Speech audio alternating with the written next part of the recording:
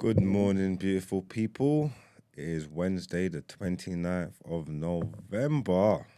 Yes, welcome to TDA, the day after, your favorite news platform, and it's the home of popular culture as defined by the culture. It's amazing.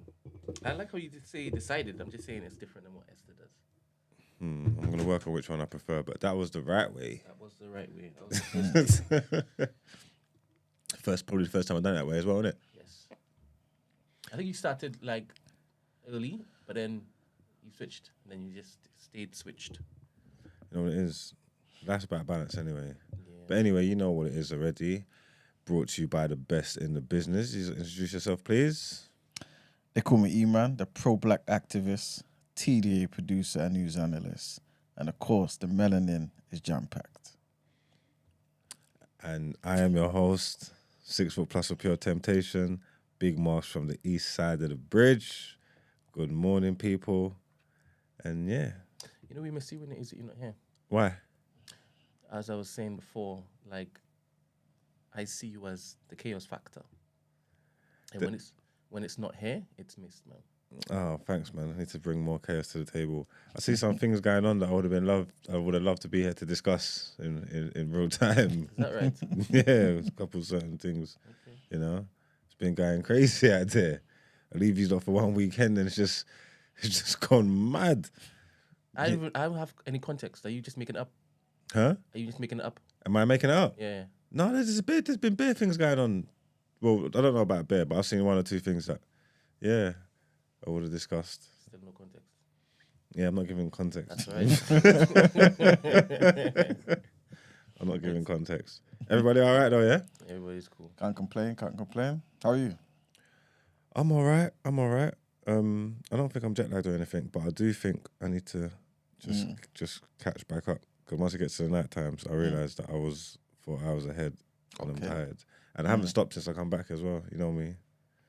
Got off the plane, recorded, woke up, had a long day yesterday, had to travel and film and then make our way back, didn't get back till late. And then we're up again, we go again, you get me? And I do feel like I've got things that I need to ramp up, sort out, get up to speed on. Because we've got the show coming in, well, it's only about 2 weeks now, isn't it? Or just over maybe. Yeah. So yeah, I've got a few things I need to put in place there. So I just need to go and get my head screwed on and get back to business. Stand on business. That's about it. What you been doing? You all right? Can't complain, man. Been here, you know, spreading TDA to the world, you know what I'm saying? Proselytizing and, you know, evangelizing, letting the people know the truth, man. Have we got a jam-packed show today, guys? Yes. Yes, we do. All right, then. I look forward to that. Any announcements that we need to be making? Just one comment from Spotify. I think it's in purple in the intro. So, comments from Spotify. Gio left a comment. Said, I used to listen back on Apple, but the video over here really elevates the experience, huh? I guess it does. So I always forget that our videos on Spotify, you know? Same. Yeah, so Spotify crew, big up yourself, never ever small up yourself. Make sure you are listening and watching. Can't get it in real time, but if you can take some time off work not take some time off work.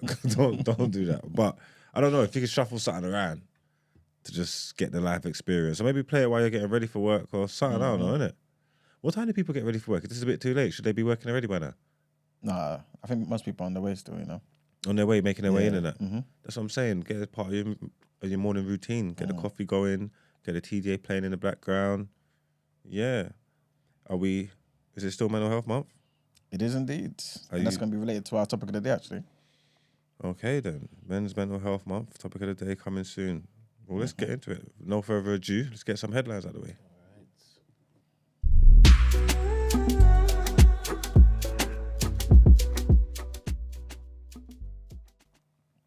All right, so our first headline is a continuation of something that we spoke about yesterday, and I guess the whole world is speaking about still. And this is about the talks which are continuing on extending the temporary ceasefire between Israel and Hamas. Israel says it's received a list of hostages held in Gaza who could be released later on Wednesday on the 6th day of the current truce. On Tuesday, 12 more hostages were released by Hamas, and Israel freed 30 more Palestinian prisoners. The son of Adgar Saji, who turned 75 while being held in Gaza, was speaking to the BBC, and he said he was over the moon at her release. Palestinian prisoners have alleged mistreatment while in Israeli jails. A 14-year-old boy said that he witnessed beatings. Obviously, Israel has not commented. For those who don't know, Hamas crossed the border and killed 1,200 people in Israel on the 7th of October, with about 240 taken hostage. Since then, Gaza's Hamas-run health ministry says that more than 14,500 people have been killed in Israel's retaliatory campaign. Next headline, and this is linked to the previous, and this is about the fact that Israel has persisted with arresting dozens of Palestinians in the occupied West Bank and East Jerusalem as it conducts a prisoner release with Hamas. In the first 4 days of the ongoing truce between Israel and Hamas, which began on Friday, Israel released 150 Palestinian prisoners. 117 of them were children, 33 of them were women. Hamas released 69 captives, 51 Israelis and 18 people from other nations. Over the same 4 days, Israel arrested at least 133 Palestinians from East Jerusalem and the West Bank. This is according to Palestinian prisoner associations. One of the spokespersons for the same association, the Palestinian Prisoner Society, was speaking to Al Jazeera.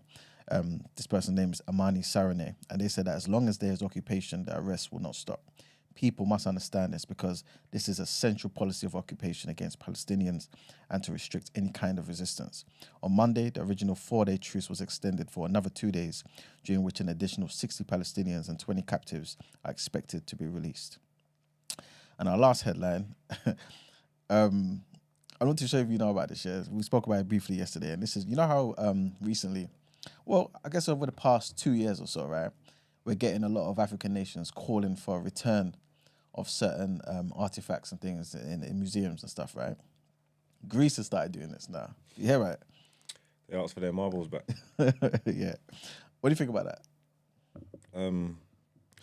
This ain't the first time they asked for them though, innit? They've been asking for them for a little while. Mm-hmm. The way I heard the story was that Rishi was supposed to have a meeting with them. Yeah. And then they were like, yeah, looking forward to the meeting. And then they also said, we want our marbles back. And then Rishi turned around and said, you know what, meeting's cancelled, man. Done with this meeting, man. You men are too rude. Yeah, that's exactly what happened. And they offered up the deputy to step in Rishi's place. And the Greek guy said, nah, we don't want him. Yeah, that's rude. That's childish as well. But they've been asking for them back for ages. Mm-hmm. So it's like, why do you take that response? But I guess he's just thinking, we're here to talk about something else, isn't it? And you're letting me know tomorrow you're going to be talking about something I don't care about right now, you know? But yeah, for those who don't know what we're talking about, government officials have discussed legal ways that they could block any export of the Elgin Marbles. This is according to Sky News, right? Because of Downing Street cancelling a meeting between the Prime Minister of England and his Greek counterpart. So the marbles, also known as the Parthenon sculptures, were taken from Greece by Lord Elgin in the 1800s, although some remained in their country of origin, hence some being in Greece and some being in the UK. So the Greek Prime Minister, Kyriakos Mitsotakis, was due to meet Rishi Sunak in London yesterday morning, but Number 10 cancelled the meeting on the Monday evening, sending the Deputy Prime Minister Oliver Dowden in Mr Sunak's place. Sky News, again, they had been told that at one point the government discussed blocking the export license, which some believe necessary to send them back. The plan for a temporary loan is being pushed by George Osborne, who was George Osborne is the previous Chancellor. And basically, one senior Tory member said that Mr. Osborne was drawing up a solid deal that would make his position untenable, adding that he should go. Number 10 said that Mr. Sunak would not support any changes to the current laws that prevent the marbles from being permanently returned to Greece, and suggested that he would not be in favour of any loan arrangement. Mr. Osborne has previously said that he's exploring ways for the marbles to be displayed in Greece, possibly involving a loan deal in which part of the sculptures will be sent to Athens. That's what it's looking like at the moment. Apparently also, Keir Starmer also, gave his 2 cents, and he said that he's kind of in support of these particular plans as well. It seems like Keir Starmer seems to be agreeing with a lot of what the Tories are doing, Bear of it, innit? If not for his huge lead at the moment, this wouldn't bode too well, man, with the Labour supporters, I think. But anyway, that's it for the headlines. All right, then let's get into what you're saying. Topic of the day.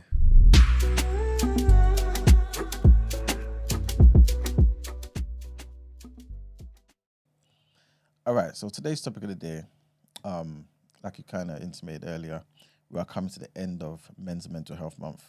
For those who have forgotten as well, we did mention at the beginning of the month there's also Islamophobia Awareness Month as well. So I hope people get that, or have that rather in the back of their minds, or in the forefront rather, especially during this whole Hamas-Israel conflict. But as we're coming towards the end of Men's Mental Health Month, especially just men in the building today, I thought it would be good if we can talk about masculinity, right? It's very broad. So obviously, disclaimer ahead of time, we're obviously not going to be able to talk about every single thing, right? And these are obviously people's opinions, no one's experts, but we are men, right? We are masculine. So we are just, I guess, living our experience and whatnot, right?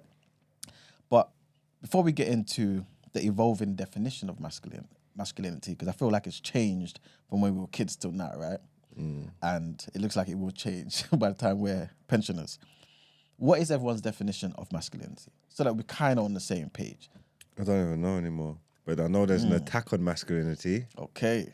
They're putting estrogen in the tuna. Chaos is back, bro. No, do you not know that they're putting estrogen in the tuna? Serious. This is what they're doing. This is why you need to be plant-based, man. There's an attack on masculinity going on around the world. It's a damn shame. And I don't know why. You know what I'm trying to say? But, I mean, I don't even know. If you don't know what masculinity is or the definition of it, how are you spouting that there's an attack on it? Because I'm saying because it's changed, isn't it? Like, What did it used to be for you? oh, obviously masculinity just used to be about speaking to your manhood, innit? You know what I'm trying to say? You got femininity, you got masculinity. Men are, I don't know what it's supposed to be, but men are generally masculine creatures, innit? You know what I'm trying to say? So it just speaks about being a man. A lot of the stuff that the masculinity was tied into when I was younger, they've put like toxic in front of it now. So it's like you have to be ashamed for being a man for the way that we was raised. You know what I'm trying to say? Like, and a lot of negative connotations come towards it when man start talking about being alphas and you know what I'm trying to say? You know, all of them thing there. So Let me read some definitions out. what of masculinity? Yeah. Are these OG definitions? We got a few labels here, so hopefully it will fit into all Alright, go on then. the flavors. All right. So masculinity is a complex and multifaceted concept that encompasses a wide range of attributes, as Emmanuel said. Attributes, behaviors, and roles associated with men and boys. It is shaped by a variety of factors, including culture, society, biology, and individual experiences. Traditional masculinity. Traditionally, masculinity has been associated with strength, independence, stoicism, emotional control, aggression, emotional intelligence, and risk-taking. These traits have often been seen as essential for men to succeed in society. However, traditional masculinity can also be harmful, as it can lead to men feeling isolated, unable to express their emotions, and at risk for violence and substance abuse. what kind of spin you putting on this? What is this? Contemporary masculinity. In recent years, there has been a growing movement to redefine masculinity in a more positive and inclusive way. Okay, let's This hear movement recognizes that there is no one right way to be a man, and that men can embrace a wide range of attributes and behaviors without sacrificing their masculinity. Healthy masculinity. Healthy masculinity is categorized by qualities such as strength, compassion, emotional intelligence, empathy, and responsibility. These qualities allow men to connect with others, build strong relationships, and contribute positively to society. Toxic masculinity. Healthy masculinity is categorized by... No, sorry. I wanted to double up on that one. Toxic masculinity. Toxic masculinity is a harmful form of masculinity that is categorized by rigid gender norms, aggression, and a lack of emotional vulnerability. It can lead to violence, substance abuse, and other negative consequences. Masculinity is not a binary concept. There is a wide spectrum of masculinities, just as there is a wide spectrum of femininities. If you go too far on the spectrum, you're gonna leave. You're gonna leave. Men innit? can express their masculinity in a variety of ways, and they should not be limited by rigid stereotypes. Fernand is always telling us that. With the Fernand. The importance of expanding our understanding of masculinity. It is important to expand our understanding of masculinity to better support all men and boys. We need to encourage men to express themselves authentically, to challenge harmful stereotypes, and to build a society that is more inclusive and equitable for all. That's bad. Word to bad. Woo. Yeah, I mean, who just decides this stuff with the language that they use? Who just wakes up one day and then decides that stuff is just negative and stuff like that? This feels like an attack on original masculinity. That you know what I'm trying to say, like the way that it was supposed to be, just because people decided to use all these words and say all these things and push negative connotations on them. I think that's a bit unfair. I don't know what I just read to you that you saying that. I'm just saying. No, because the spin is like. Where do you fall in? Which one? Which pot do you fall in? We live in the world of spin, huh? Which pot do you you feel you fall into? Probably all of them. You get me? Probably all of them. Combination. So you have. Let's go to toxic again. Go on, let's go toxic. No, traditional. Go on, let's go traditional. So you have the traits: strength, independence, stoicism, emotional control. Yep, got all those. Aggression, and risk taking. Yeah, I got those. But then, and then what's the? And the bad part is that it possibly has you feeling isolated, unable to express their emotions, and at risk for violence No, see, and substance abuse. No, I don't know who they made that Alright, up. so you're not traditional all the way. No, not the negatives, just the positives. Go on then, next. But that's why it is that you have a different pot. Spectrum. That's why you have a different pot. All right, contemporary in recent years, there been a movement, blah, blah, blah. Yeah. So you have a wide range without sacrificing the masculinity. I mean, it sounds like you're a contemporary masculine man. There's not got no like examples of healthy. You have strength, compassion, emotional intelligence, boom, empathy, and responsibility. I'm an empath, so okay. These qualities allow men to connect with others, build strong relationships, and contribute positively to society. Yep, that's me too. Yeah, there you go. Healthy masculinity. So is this healthy? Is this a different one now? That's healthy masculinity. Okay, what about toxic then? Toxic, lack of emotional vulnerability, aggression. You categorize yourself to rigid gender norms, leads to violence, substance abuse, and other negative consequences. Rigid gender norms leads to violence and substance abuse. What's that like? Gender roles and stuff like that. And see, that's what I say. That language is that's not necessarily true. Who told them that's true? No, but you're quite fluid on that. In what sense? Gender roles. Yeah. In what sense? You are quite fluid on being open to what men and women can decide to do. You remember, you're like it's just their business. Yeah, no, that's I'm a feminist. That's sexual. That's sexually. There you go. But what about if I believe they should be in the kitchen cooking, barefoot, dusting, You don't believe that? Huh? You don't believe that?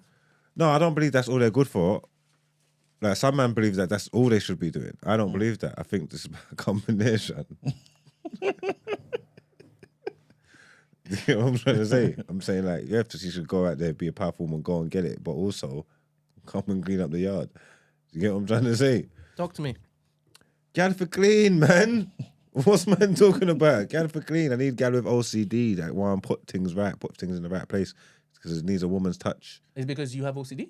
I ain't got that, no. All If right. I had that, I wouldn't need it. Cool. I wouldn't need them if I had that. I'd be fine. I like to cook, yeah? I like to cook, so I don't mind cooking meals for women or whatever. For anybody, I don't mind cooking meals for. But I do prefer to be cooked for. You get me? I think your woman's supposed to take care of you. Make sure you don't leave the yard hungry. You get me? Don't let him leave the yard hungry or horny, because that creates problems. You get me? Those are things that I believe. In the same vein, do you enjoy cooking for her? Yeah.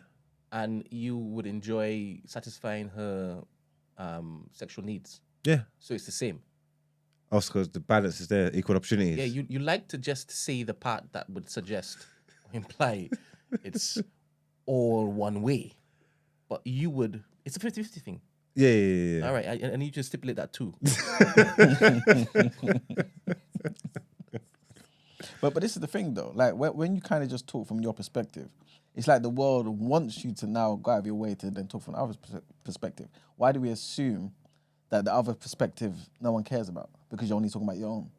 I guess it's language and communication, right? If it is that you know that what you're conveying is being received in a different way, if you care about the conversation and the dialogue, you would look to clarify, no?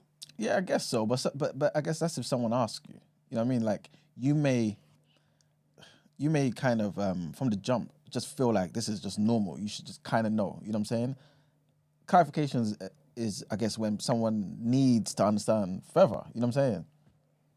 As opposed to otherwise you're gonna spend half the argument or the discussion like clarifying everything.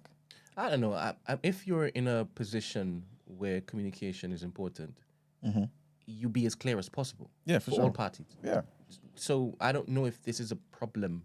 No, what I'm trying to say is your clarity though may not include having to talk about every other viewpoint because you may assume that clarity is kind of innate within your particular comments. Do you get where I'm coming from? It's only when somebody says, "Oh, what about this particular thing?" It's like, okay, cool. I thought this was kind of obvious, but okay, let me clarify and add this. Do you get what I'm saying? Is it? Yeah, I hear what you're saying, but don't you think it's important for you to be understood? Yeah, Do you want to be understood? for sure. Well, there you go. It comes along with you having to clarify if you need to be. Yeah, of course. Yeah. But what I'm just talking about, I guess, where clarification comes in the particular conversation. But that aside, so we have... I'd say, because I've seen this stuff come up before, yeah, and I've seen Christy say it just now as well. She's getting retweets. That it's funny how women always get brought into these conversations when we're talking about men and their masculinity, and men talk about we're obsessed and whatnot. I believe the two go hand in hand. With the attack on the masculinity, yeah, is leading towards you trying to throw feminine traits into the mix. With the typical feminine means gal.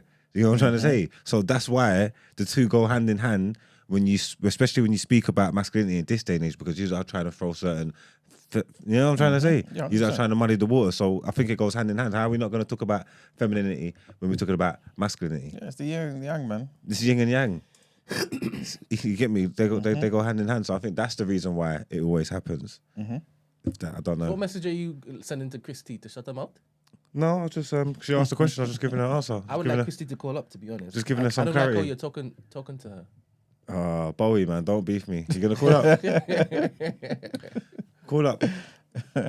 Let's have the conversation. Because like I said, I believe they go hand in hand. You know what I'm trying to say? So I kind of want to talk about, because obviously Brent gave us the definitions of toxic masculinity, healthy masculinity, traditional ideas of masculinity, and things of that nature, right? Obviously, well, not obvious. I'm going to ask you guys, do you feel like it's kind of changed from when we were kids, observing men and the kind of things that we were kind of taught to be like, compared to how it is now as bona fide men, compared to where you think our sons will be, you know what I'm saying, when we're like pensioners? Well, we was here to make the world safe before, innit? You know what I'm trying to say? We was here to make the world safe. We were supposed to protect the home, you get me? Protect other people that they don't want us to mention. You get me? Like just protection. It's supposed to be strong. Go outside, hunt, provide, kill what you eat. You get what I'm trying to say? That's it. Eat what you kill. Is that the word?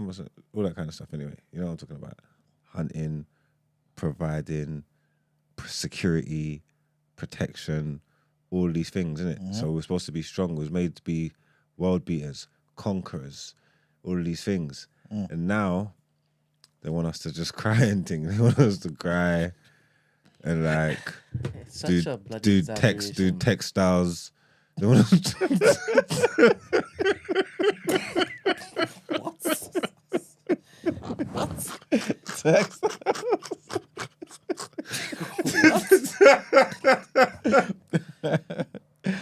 Oh, this is where we are. This is where we are. This is where we are. What I find interesting is the journey into the past that people always reach for. It's not the same world, right? You realize that, right? Yeah, you have yeah. the tools to survive whatever terrain in which it is that we're living in. Yeah. It's a different terrain now. Why do you keep on reaching for the past? I don't know, it's foundations, I guess, isn't it? I hear that. How long ago? But you know, Ben, yeah, like you read before, masculinity is defined by various things, isn't it? Cultural influences, but biological too, right? And I think the problem is, a lot of the time, it seems anyway, the narrative that's kind of coming from other directions is that everything that defines masculinity can change. Do you get where I'm coming from? And I think those of us who are men and want to remain men in the traditional sense, right, have a problem with that. You know what I'm saying? Because we feel like, at least anyway, there's going to be a certain balance in society that's just going to be thrown off. No one's saying you can't infringe, if that's the right word, right, on people's territory as it pertains to how you define masculinity or femininity, right? But to kind of suggest that everything can change and everything can be anything at any given time is what causes people to feel like, wait a minute, what's going on? You know what I'm saying? I hear the sentiment you are saying, but for me, it's far too broad. We need to break this down. If you're saying that everything is open to change, let's start with a few things so I can basically talk to that. What is changing to you? I feel What's like open for debate to you? it seems like everything is. Don't do that. No. Let's go- I'm gonna get into it, yeah. But I'm just saying, I just want to start from that particular standpoint. Yeah. So for you, it's calamity. I'm not saying that necessarily. I think it depends on who you're speaking to. I'm just saying that particular narratives, right, coming from particular groups, right, who may be, or people from particular groups, right, who think they're doing something good by trying to make men, since we're just talking about the men here, right, feel more comfortable in the differences that they exhibit on a day-to-day, right? I feel like sometimes it's kind of like what I said before about people's rights. I personally believe that if you want to give people rights, give them rights, but just not at the expense of taking away from other people. And I feel like sometimes as human beings, we get that wrong. You know what I'm saying? I want to give you an inch, but I feel like I have to take it from somebody else instead of just everyone working together to provide or facilitate that change. You know what I'm saying? So it seems like maybe when you say men could be more emotional, yeah, which I think is fair. Everyone should, have that level of emotional intelligence. It seems like in saying that, at the very same time, you're saying to those people who feel like it's important to be quite stoic, like you were saying, and not necessarily show emotion in certain areas, they are bad. Don't be like those type of men. You see what I'm saying? When we had Ngozi on here, she was talking about, there's a place for everyone. You know what I'm saying? And it just doesn't seem like people understand that. Make sense? Yeah. I'm ready for us to deep dive into it. Okay. Yeah. Okay, cool. Let's talk about, I guess, certain stereotypes, right? Because obviously we know, and we kind of spoke about it already, to be fair. There's certain stereotypes associated with traditional masculinity. This is you answer my question about the types of things that are being asked for men to change from, right? What do you mean? Oh, come on. Flipping hell, I was waiting patiently for you to finish talking. I asked you a question. I said I can't. It's too broad. It's far too broad. You're saying I gave an everything's example, open innit? for About emotions. discussion. Yeah? I gave an example about emotions, for example. What's the first example? What are About they saying about that, emotions. so what are they saying that they Exhibiting emotions. what is an emotion? Okay, Rage is an emotion. okay. Anger is an emotion. Let me put it more so as let's say crying, being sensitive, right? People who are not that way inclined. Sorry. What does sensitivity mean? I mean, obviously, like there's a spectrum in it, but I'm talking about in a sense. When you say being sensitive, Yes. I know that there is a particular image in your that head. I'm talking about. I beg yes. you say okay, that. Okay, cool. I'm talking about, for example, maybe manifesting those particular sensitivities and emotions, i.e. crying, i.e. Being overly... Before you move on to that, let's stick on crying for a couple seconds. Cool. So crying for you is a sign of a sensitive man. No, it depends on what you're crying over. If you're just crying like a gal every 2 seconds. Exactly. So now you're stipulating what I'm asking him to stipulate, right? Yeah. It's this excessive nature and what it is that you look to cry for. I want that breakdown when you say crying. But look at what you just because said. you just had to basically qualify that. No, because I can cry, and that doesn't make me a new age. New age man. I'm still the toxic man from the past, right? Yeah. And you needed to jump in that because you got triggered. I've dropped some tears before, so don't be saying that. But you didn't address Emmanuel. No, but he knows what I'm talking about, though. Don't do that. Don't do that. We are literally talking to an audience right now. Okay, cool. Of different flavored individuals with different airs and different understandings. Let's be clear. Different flavors. Go on. I'm a fluid man, but I go. Sorry. Yes, go. So when it is that we're talking about this, I beg you, let's do this properly. Okay, cool. Well, when you mentioned, look at how you even defined what Margs was basically talking about when you said excessive crying. What does excessive crying to you look like? No, me. I'm trying to understand what he's saying. No. Yeah, I know, but I'm kind of getting into it. But I didn't make the assertion. So talk to him. Ask him that question. No, but you defined, you elaborated on what he said. It's me saying, is this what you mean? Is this what you mean? Okay, cool. What? Excessive crying? Yeah, when you said cry for everything, you said it in the Jamaican way. Yeah, basically, I feel like, you know what it is? It's lack of control. It's not the emotional control is not there. Do you know what I'm trying to say? It's obviously we're supposed to feel things. Everybody feels things. You know what I'm trying to say? But I feel like when you've been given that role of protector and provider, you need to be seen to be a certain way. You know what I'm trying to say? That because these are the foundations. When there's panic, when there's trouble, when there's everything going on, when everybody who's looking to you, to be the voice of reason and the voice of calm and guide us out of this disaster, how can you be as frantic as everybody else? You know what I'm trying to say? So no one is saying that you don't feel these things. You know what I'm trying to say? But you present a certain way because it's the leadership role that you want to take. You want to give the idea of calm. We got this. So I suppose it's those kind of things. Someone that's not like that's gonna panic and display their emotions maybe at the wrong time, innit? Like, you know what I'm trying to say? Like, it's emotions that we all have, but someone that's probably deemed to be more feminine is allowed to just, or expected to just, you know what I'm trying to say? Do you get what I'm trying to say? I don't know if I'm explaining it properly. Don't look at me and say that because I am seeking clarification. I'm seeking you expounding on any slippery word or term or phrase that you got. Y'all like to use these throwaway phrases. What? You know what I mean?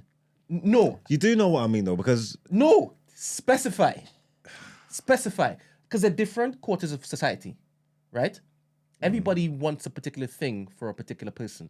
When you say they want us to be leaders and strong and who's they? Society, I guess. What does that mean?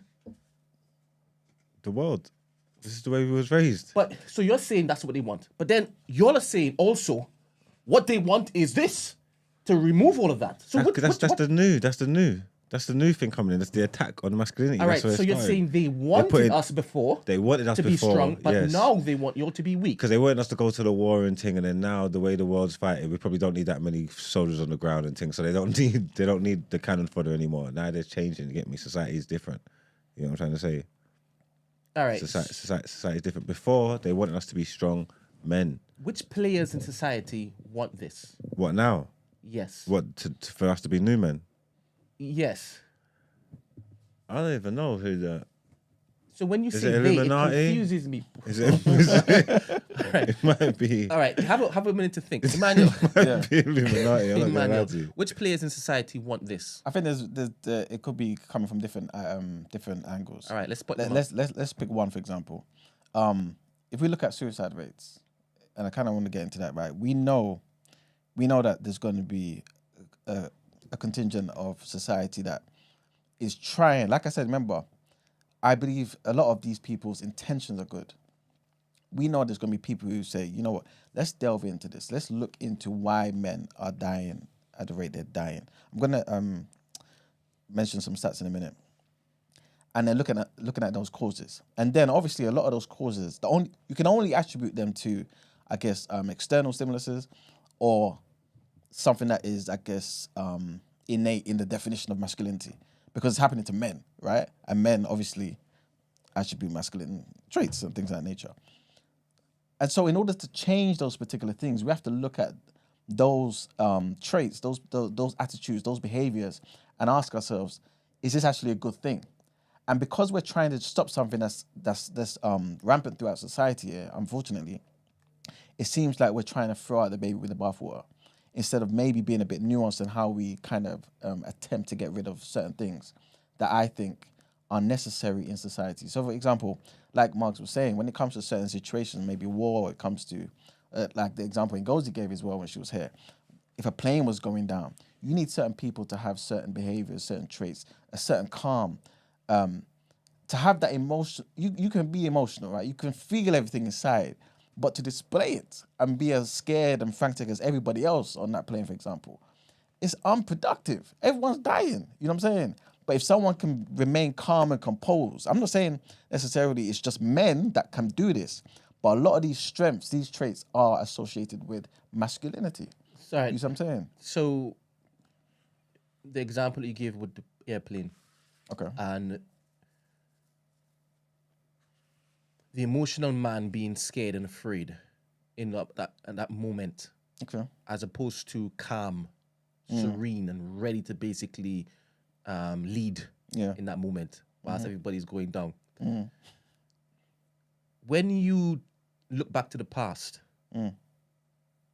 was every single man calm, collected, and not scared? Of course not. All right, so the past in which it is that you all glorify, that you want to return to. Anyway, you had the same element present. You had men that were like this, and you had men that were like this. That's a better starting point. What's a better starting point? The standard bearers, that's what they was aiming to achieve, innit? Not everybody was going to meet those standards, but that's what was put out there. So there's a better starting point. You probably got more men that would have handled themselves, or at least tried to, in that situation, or before we've even got to that situation. That's the standards that's been set. That's the goals that where they want to meet, innit? It's the standards lower now, innit? Can you be afraid and still calm?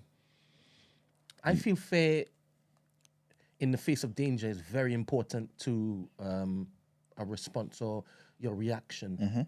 I feel it's very important. If it is that you can't tell when something might be dangerous, you're not prepared. You'll never be prepared.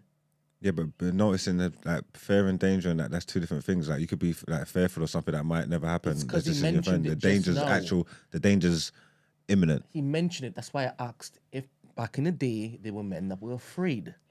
I think loads of men were afraid, especially when they went to war, when they did certain things. But they still kind of, I guess, within reason, of course, I'm speaking generally here, were able, or at least try to do certain things to remain calm, because when you're calm in them frantic situations, you can better respond. You know what I'm saying? Look, the problems come with all this stuff, yeah, is because masculinity, femininity, men and women, but now with all these spectrums and all these things, yeah, it's not, what's the word we're looking for? Binary or whatever. It's like, so basically there's feminine men in it, yeah? Yeah. And obviously with all those stuff, it speaks to, I don't know, is it sexuality or whatever? Like, if you're a feminine man, people might try and make judgments on like what your sexuality is, you know what I'm trying to say, whereas that might not necessarily be the case. You might just be a feminine man. Do you get what I mean? Do you think that men have both feminine and masculine energy, as well as women have both feminine and masculine energy? Yeah. All right, so you're about to see traits in both that could be of the opposite sex. Yeah. Okay. It's just the amounts, the measure Exactly. of one. You're saying there are more, quote unquote, feminine energy traits in men today. I think there is more, and I think You opened your mouth and said you're a feminist, straight. I am a feminist because I'm here for. And there were certain men that would call you simp, wouldn't they? Yeah, but Your best friend, Image God, calls you simp all the time. yeah, but they're speaking to different type of men. He hates women. You know what I'm trying to say? And he might not even understand it. He might not even realize it. And I try and teach him and try and tell him all the time. You know what I'm trying to say? Because everybody's entitled to their opinions or whatever, but to wake up every day and voice opinions that nobody asked for, and every day you're always talking about a gal, there's trouble in there. You know what I'm trying to say? That speaks more to them than it does to me. I'm not a simp because I am because I support women. You get me? Because I support women in all of their endeavors. Like, how can that make me a simp? I told you, I'm a feminist because I love gal, and I just want to elevate them and champion them, and also want to look after them. You get what I'm trying to say? All these things. I don't think that makes me a simp. Do you think he also agrees that, quote unquote, society or they want to change the definition of masculinity? Probably. He normally spouts that kind of stuff. Yeah. Do you agree with him in large parts? But what society's trying to do with masculinity? Society, there's an attack on masculinity. I don't know which ways to say it. I told you they're putting estrogen. They're putting estrogen in the tuna. There we go again. These generalized fucking points. Can you call back, please? I've now activated the call. They're putting estrogen in the tuna, Brent. This is facts. I don't eat tuna. That's why you're still a masculine. You're so dumb. You know how many bodybuilders eat tuna? That's why you think that's the attack. That's where it started. All the gym muscle heads. But I've only seen him like angry whatever. So I don't know. Because they're not calm under pressure. They're behaving like... Yeah, but they would swear that they are the manliest of men, the hunter-gatherers. No, Strength is on display every single day. So it gets confusing when it is y'all are not specific about what this thing that we're now focusing on. Because there are different spokes of this thing. Different spokes. And obviously... you all see in the media, because we cover the news every single day, there are different elements that irk you all, but you all can't speak openly about it until the society is free enough to basically do that without condemnation. But it's only 3 of us in this room right now, and I'm going to exact clarity from you all, because I can't be part of the conversation if it is I don't understand what you all are trying to convey. I'm always going to ask. Can you call back, please, caller? I've now activated the phone. Sorry. Go on. Yeah. We were talking about what? You were saying something. Yeah, I know. Can't remember. But before I started asking questions. War, back in the day, men were all different flavors. And now you're saying that you're being asked to be more fearful. I think be more comfortable with it. You know what I'm saying? Yeah. But more emotionally vulnerable. Yes. And be more comfortable with displaying it. Hello, good morning. Hello. Who is speaking? You could just call me Vim. Vim. Cool. Good morning, Vim. Yeah. What are your thoughts? So basically, I've actually been having this discussion with my boys on Instagram for like the last 6 months now. And a lot of my boys, when the same way Mark said how his boys call him or try to call him simp for defending women. It's crazy how there's so many black male friends I have that shit on women.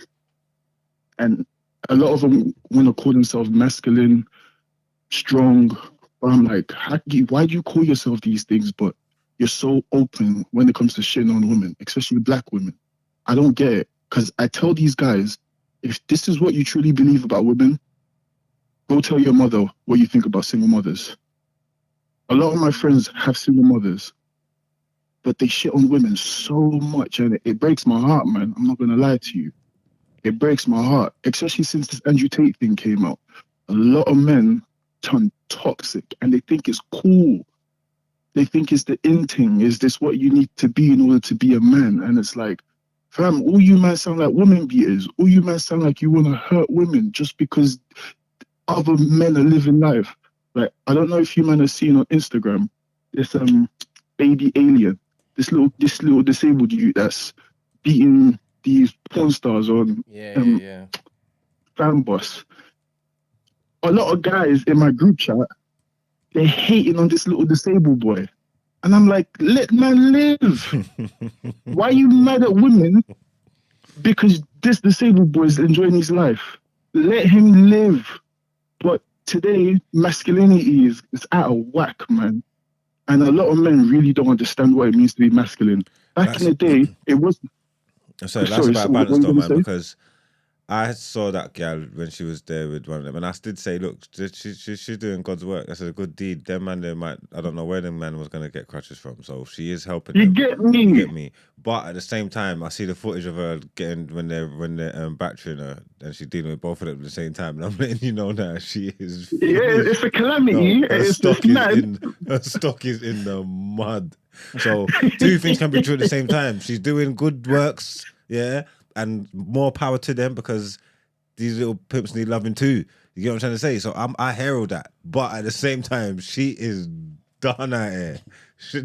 Bro, she's doing the Lord's work, fam. She's doing the Lord's work. Like these types of beings. Like I have a friend who literally yesterday I had a discussion with him, and he kept talking about how his issue is against whores, and I'm like, bro, what are you talking about? He's like, it's these girls that want to be whores, and I'm like, bro, you need to chill with this rhetoric. You need to ask him why is he so angry at them for? Bro, every time I ask this, they always refer back to Jada. And I'm like, why do you care about Jada so much? Jada is not your girl. And these guys have girlfriends.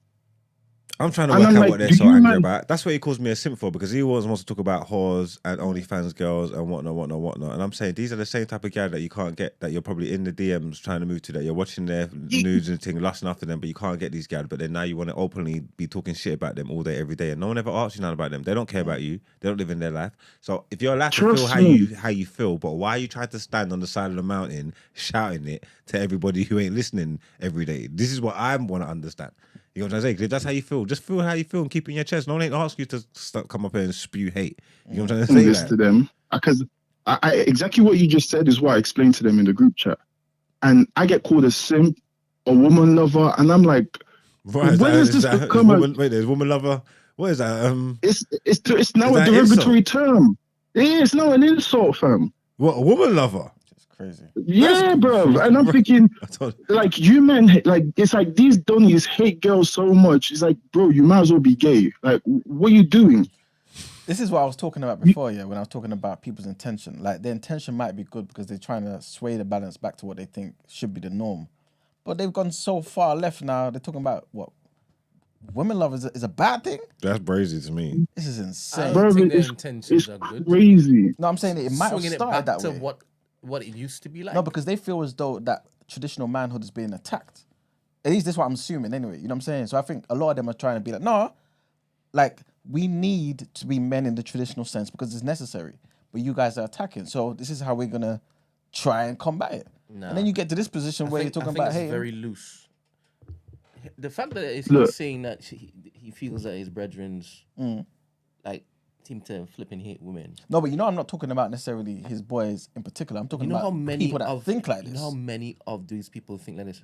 You know how many? That's what I'm saying. There's bare of them. But why is it that? Because look, 10 years ago, when we was in school, wherever it may be, like, were people thinking like this? We didn't think like this. No.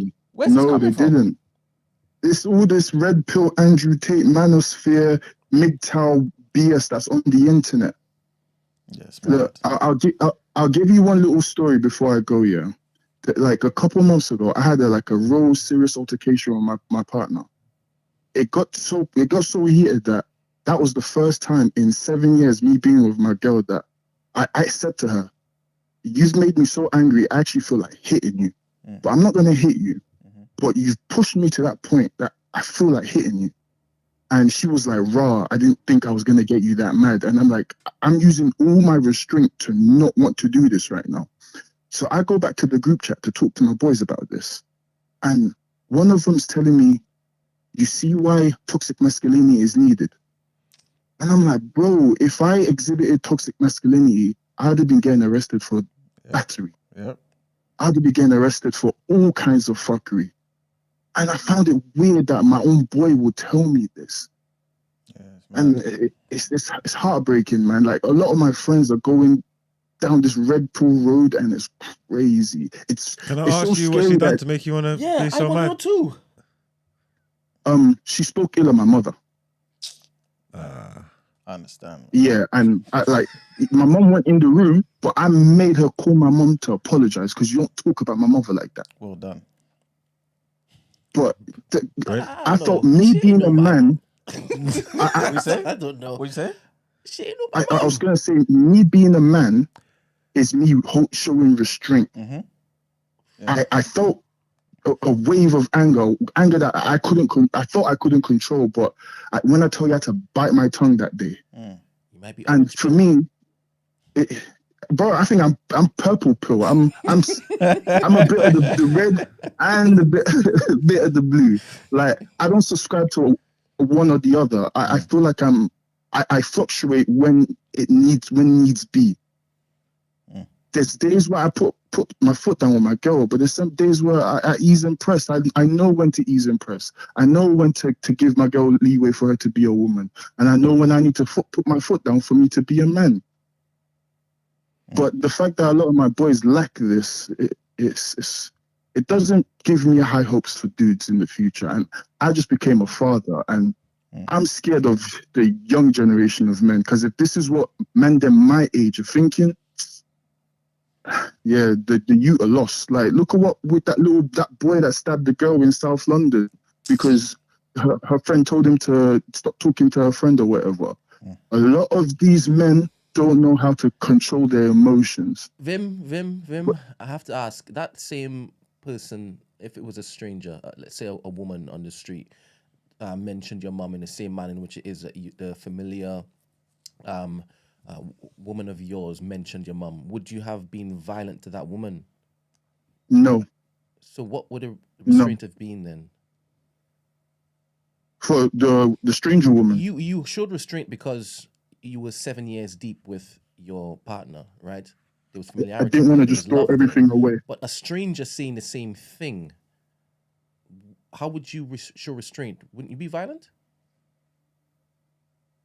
I wouldn't. I have no reason to a stranger because that person means nothing to me. Okay, so I think I understand. Your girl knew more about how it is you valid your mother to do what she did. Yeah, and she understood my mother's situation. So for her to make the statement that she made, I thought was out of line, out of whack. Yeah. And it's like, of all people, you should know not to make that statement. Yeah. And she still made it. She was in a heated state herself. Yeah. But she clearly showed no level of emotional intelligence to understand that. Like, I'll be real, my mom is disabled, isn't it? Yeah. So she made a comment about a disabled woman, and I'm like, are you stupid? Are you dumb? You don't talk about my mother like that. Yeah. And I made her call my mom, and she apologized because I don't tolerate disrespect. So for me, I'm able to put my foot down and not have to put hands on my girl. But I'll be real, a lot of my boys, they're the type to put hands on chicks, and I've witnessed one of them do it multiple times. Multiple. Witnessed? And it's yeah. What you say? Witnessed? Yeah, I've witnessed two different occasions, two different women, and I'm telling you, the toxicness is mad. It's the way man them are moving, and like just yesterday, one of the guys in the group chat is like, I just bailed myself out. That's right. But bleep. But yeah, just yesterday in the group chat, Donnie's saying how this is supposed to be a safe space for men. But I'm like, when the group chat starts becoming an echo chamber of hate for another gender, I ain't gonna lie, I have to play devil's advocate and fight against you, man, because this shall not be an echo chamber while I'm in this group chat. Yeah, for real. You're not going to start just talking ill of women or this woman's a this. All these guys have girlfriends. They all date black girls. Question, they all date Vim. Black girls. Question, Vim. Go on. Some people would say if you have best friends who are putting their hands on women and you're witnessing this all the time, I mean, they start questioning your character. So wait, say that again? You just said that you've witnessed your friends putting hands on women several times, right? Yeah. And these are still your friends. You're still in No, this particular circle. I haven't spoken. I'm in the group chat, but I don't talk to them. I haven't seen them. Literally, I moved out of London just to get away from that madness. Can't blame him because these men are punching up gal as well. That's not his fault. If you still keep the company. How bare man have got I friends don't. that punch I gal? Sorry. This particular Speak guy for that I'm yourself. speaking of. Huh? Speak for yourself. No, you just probably just wouldn't know. So does it matter? Are they my friends? Probably. Yeah, no, You can't do that. You can't Why? say. There's You probably can't man who say. live- You can't certain say, man Brett. move wicked Brett, you behind probably. closed You can't doors. say, Brett. You probably have You friends. probably got brothers that move wicked Wait, behind wait, closed wait. doors. What I don't know, can I speak on it? If I've seen it now, and he said he saw it, what then? Yeah, but what was the reason though? Why did he do it? There's a reason. There might be. Talk to us. What do you mean? Oh, Vin. yeah. Yeah, why did they do it? Oh, On the 2 occasions that you saw, Well, why did he do it? ex-girlfriend situation. He's trying to tell the girl to stop hollering at me. She's all, I love you, and smacks her across the face. And I'm like, what? I take this camera I'm off me. like, bro, what are you Why is your doing? friends there? No, this is No, not no more. Not no more. Because I tried to have a conversation with this person about this. And his rebuttal to me was, why are you using my past against me? Oh my God. So what was it? Do you feel like it's a lot? Like obviously I don't know him, right? But do you feel like You it gotta was? hold people accountable for their actions. This is the return that you guys want. This is the return that you want. No, you have to hold people accountable for their actions. You got to tell that he's moving mad. Because if no one don't tell him that he's moving mad, he's gonna think that it's all right. And- Keep moving. and that's Vin what's would have done crazy. that though. And that's what's crazy. I tried to tell him that you're moving mad, but I'm getting called blue pill and all these. And I'm like, bro, just because I'm telling you to chill with what you're doing, this is crazy to me. Like, you can't, these days, a lot of men, you can't talk to them to tell them, be accountable. The same way you try to tell women to be accountable. A lot of men them don't want to be accountable for their actions also. They want to be able to do a lot of dumb stuff and get away with it. But I see a lot of people talking a lot of nonsense in the chat. But again, these are probably the red pill men that think that they call themselves masculine or whatnot. But it's wrong if you ask me, man. It's wrong. You need to be able to, one, be emotionally intelligent. Two, show restraint when a woman pushes you to the edge. But yeah, man, that's all I wanted to say. But sorry for taking you man's time up. No, man, I appreciate the call, man. Yeah, Like, thanks for sharing your yeah, thoughts. it's been very honest, man. And the reality is, yeah, a lot of the time, like Munger has pretty much intimated, right? Like many of us know people like this, but won't say anything. You know what I'm saying? Like, as in say it openly. You know what I'm saying? And we never get to talk about it. You know what I'm saying? And I feel like this type of conversation, this type of perspective is definitely necessary because it makes everyone aware of the fact that there's loads of men out there like this, you know. Some of them feel confident to be out there displaying it amongst their friends, but some are just doing it in secret, boiling inside. It's crazy. Trust me. It's crazy. Like, these guys, they speak about single mothers, and I'm like, bro, but you have a single mom. If this is how you feel about single mothers, go tell your mother how you feel. Nah, man, I can't do that, fam. I can't do that, fam. I'm like, what kind of... But you say you're manly. You say shit with your chest. You stand on your ground with what you believe. Go tell your mom these beliefs and let's see how she would look at you. But they can't do it. Yeah. And it's weird to me, man. It's weird. But yeah. Some people are asking, are you looking to leave the group chat now? You might get Bro, corrupted. there's 2 group chats I was in. I've already left one of them. The WhatsApp one was toxic as hell. It's the Insta one I'm still in. But I'm there to there's a couple guys in there that I'm cool with. I've known them since young. So I know if I leave that group chat, I'm disconnecting completely from everyone.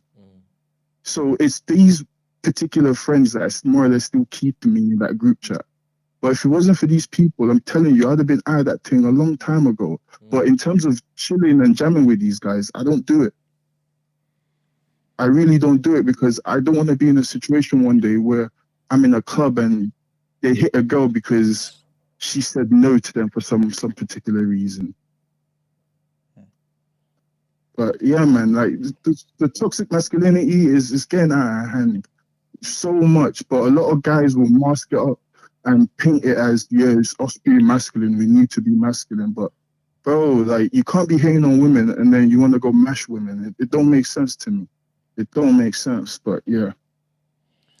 Thanks for your call, Vim. Yeah, thank you very much for calling, Vim, man. All right. Please call again Have a another good day, time man. as well, man. Appreciate Yeah, the definitely. I've got contribution. stories for you guys. Yeah, we could tell. All right, man. Thank you very much. All right, later. Hold it. Yeah, it's mad. I think it's it'll be interesting for you to tell me how many men that you think are leading this incel type of life, because I think that you don't know how rampant it is. That's what I'm saying. I don't think I do, you know. This is mad. It is crazy. The dizzying numbers out there.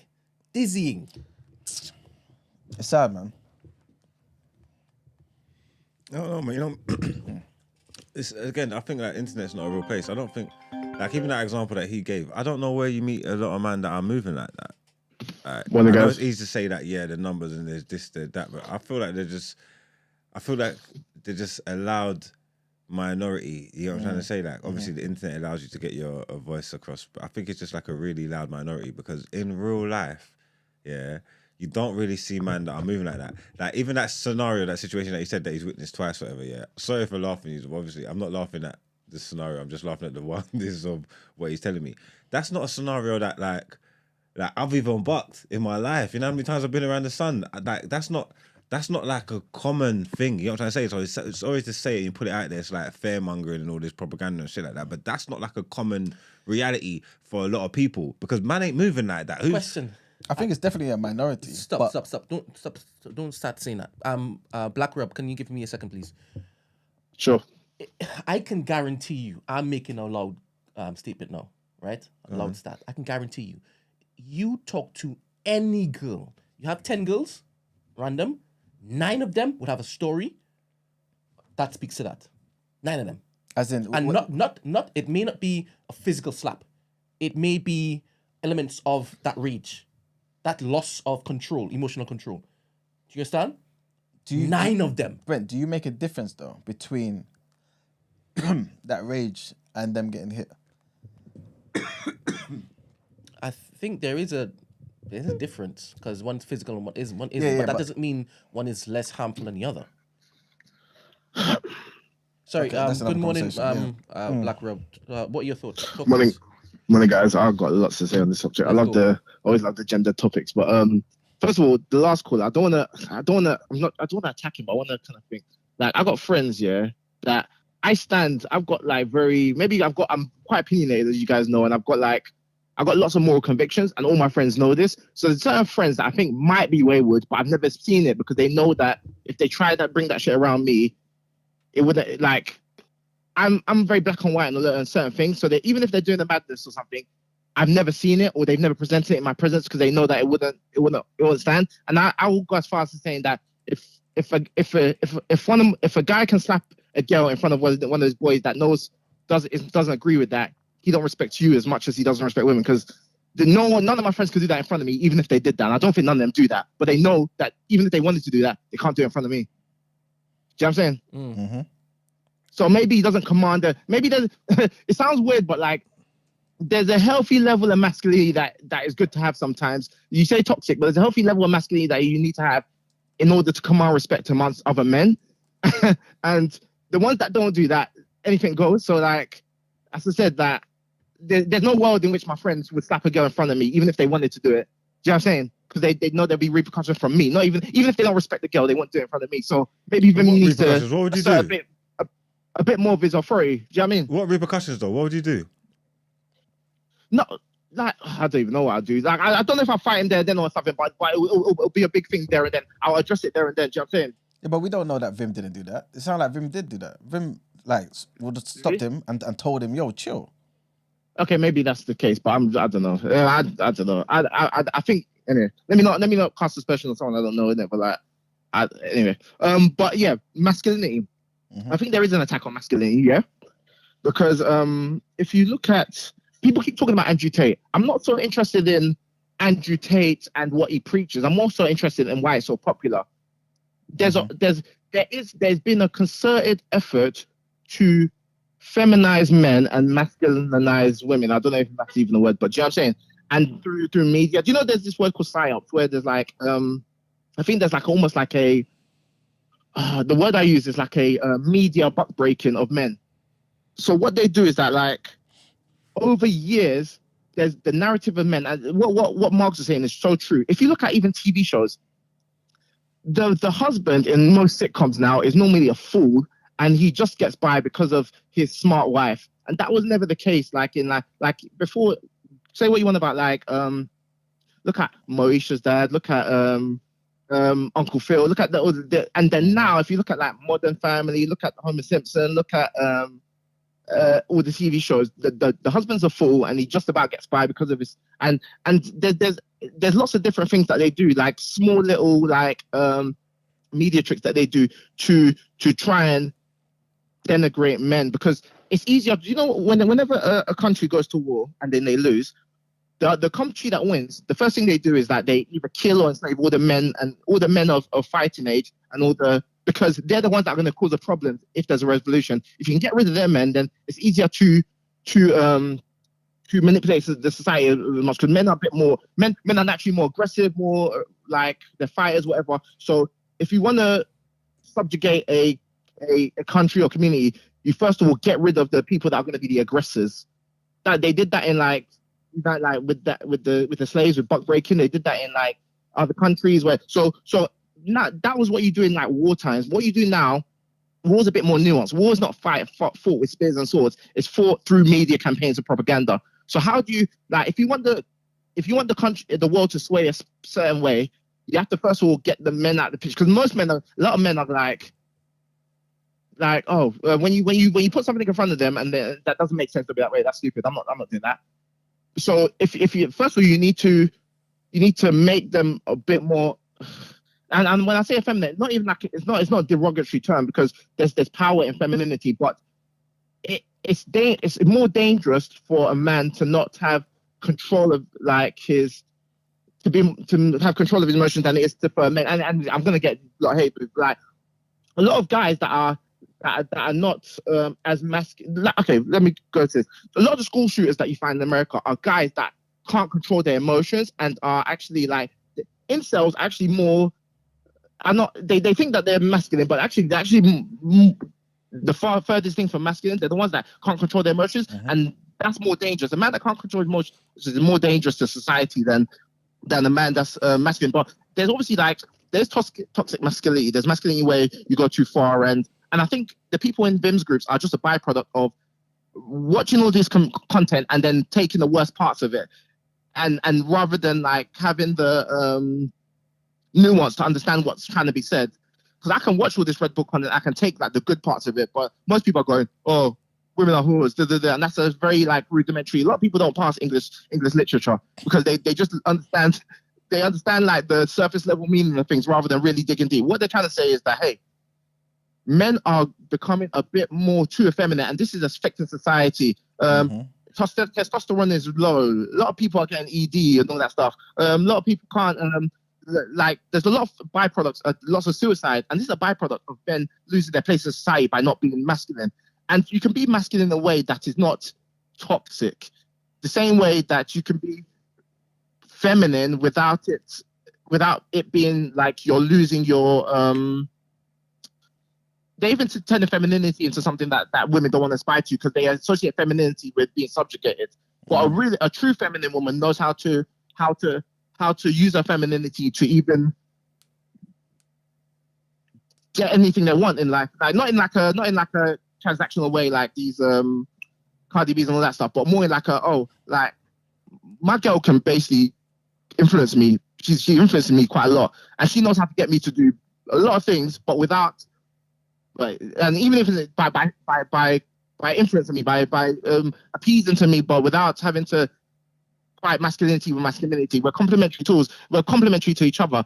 But society has made men go, I'll placate to my femininity because that's what a lot of women want. But in reality, you look at a lot of times what women say or do rather than say. A lot of people say, I want a guy that's more in touch with his emotions. But then you also look at when guys are overboard and if you cry in front of your woman, whenever there's too much problems and stuff like that, they start losing respect for you. And I know some people can say that's not true, but it is true. So you always have to find a happy medium. You shouldn't be completely stoic to the point where you can't express your feelings, because then that's how you end up getting like flipping high blood pressure and all that stuff. But there's a happy medium, but we're straying too far one way, and that's affecting men. So what do you think is the cause? Obviously, it's related, but I've kind of taken away from what you just said. Yeah, what do you think is the cause of like some of the ills that seem to only be affecting men mostly, i.e., high suicide rates? Because but I think it's a symptom of the problem. The problem is that society, as I said, has told over decades told men that you need to has made men a bit more feminine, and the byproduct of that is that now they're losing their identity a lot of times. And I think it's multiple things a lot of times. There's certain guys, and I find that in our community a lot, especially the black community, that there's certain guys that they've attached their identity so much to either how much money they make or stuff like that, that when we're in a society now where women are earning just as much as us, they're like, okay, how can I lead this household if we got parity purchasing power? But but I challenge you to say that if your authority or your leadership is linked to how much you make, then it'll fluctuate like the stock market. Do you know what I mean? You should be a leader irrespective of those things, and that's stuff that's innate in you. Do you know what I'm saying? So guys need to work. Yeah. So I don't know if I answered your question, but okay. Yeah. You give your opinion on it. All right, cool, man. Makes sense, man. Yeah. Hey, Black Rob. Thank you for calling, man. Yeah. Thank you. Yeah. But yes. Okay. Cool. All right. All right.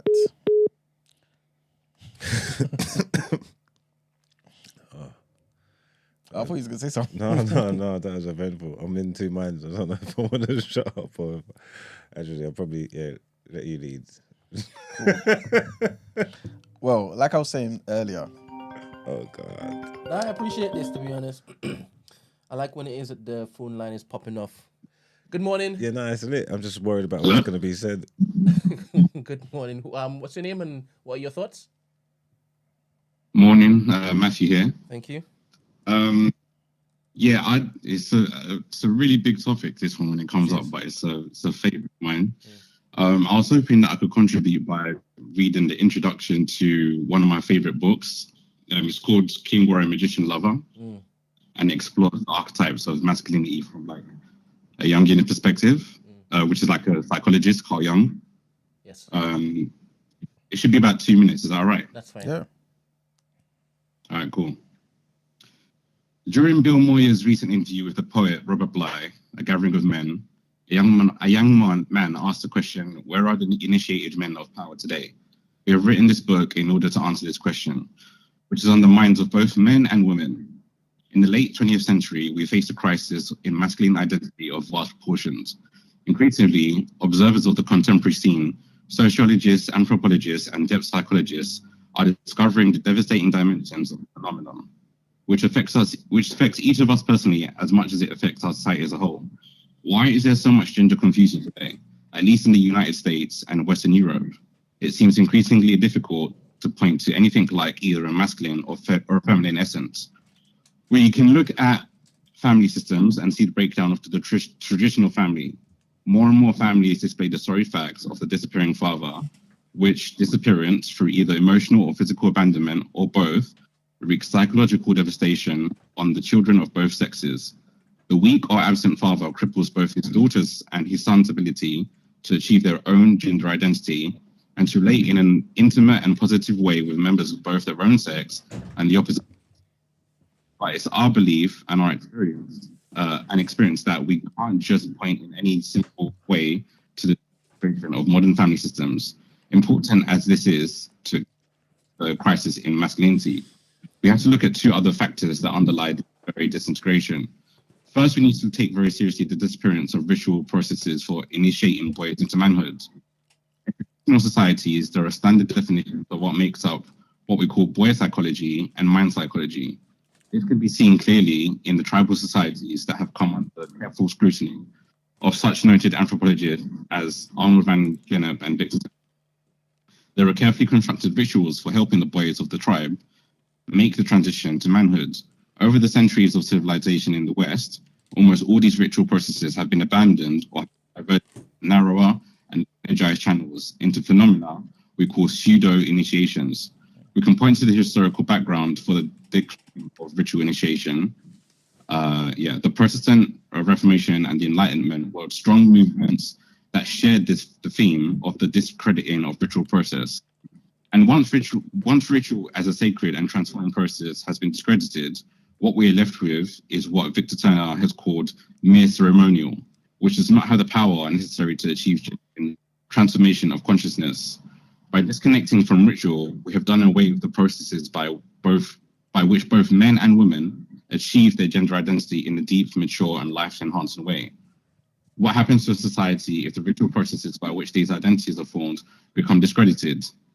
In the case of men, there are many who either had no initiation into manhood or had pseudo-initiations that failed to evoke the needed transition into adulthood. We get the dominance of boy psychology. Boy psychology is everywhere around us, and it marks are easy to see. Among them are abusive and violent acting out behaviors against others, both men and women, passivity and weakness, the inability to act effectively and creatively in one's own life and to engender life and creativity in others, both men and women, and often an oscillation between the two, abuse and weakness. I'm about halfway through here, by the way, guys. What? Along with the breakdown of meaningful ritual process for masculine initiation, a second factor seems to be contributing to the dissolution of mature masculine identity. This factor, shown to us by one strain of feminist critiques, is called patriarchy. Patriarchy is a social and cultural organization that has ruled our Western world and much of the rest of the globe from at least the second millennium BCE to the present. Feminists have seen how male dominance in patriarchy has been oppressive and abusive of the feminine, of both the so-called feminine characteristics and virtues and actual women themselves. In their radical critique of patriarchy, some feminists conclude that masculinity in its roots is essentially abusive, and that connection with eros, with love, relatedness, and gentleness, comes only from the feminine sides of the human equation. As useful as some of these insights have been to the cause of both feminine and masculine liberation from patriarchal stereotypes, we believe there are serious problems with this perspective. In our view, patriarchy is not the expression of deep and rooted masculinity, but truly deep and rooted masculinity is not abusive. Patriarchy is the expression of the immature masculine. It is the expression of boy psychology, and in part, the shadow or crazy side of masculinity. In 2023, we would call this toxic masculinity. It expresses the stunted masculine fixated at immature levels. Patriarchy, in our view, is an attack on masculinity in its fullness as well as femininity in its fullness. Those caught up in the structures and dynamics of patriarchy seek to dominate not only women, but men as well. Patriarchy is based on fear, the boy's fear, the immature masculine's fear of women, to be sure, but also of men. Boys fear women. They also fear real men. Patriarchal male does not welcome the full masculine development of his sons or his male subordinate any more than he welcomes the full development of his daughters or his female employees.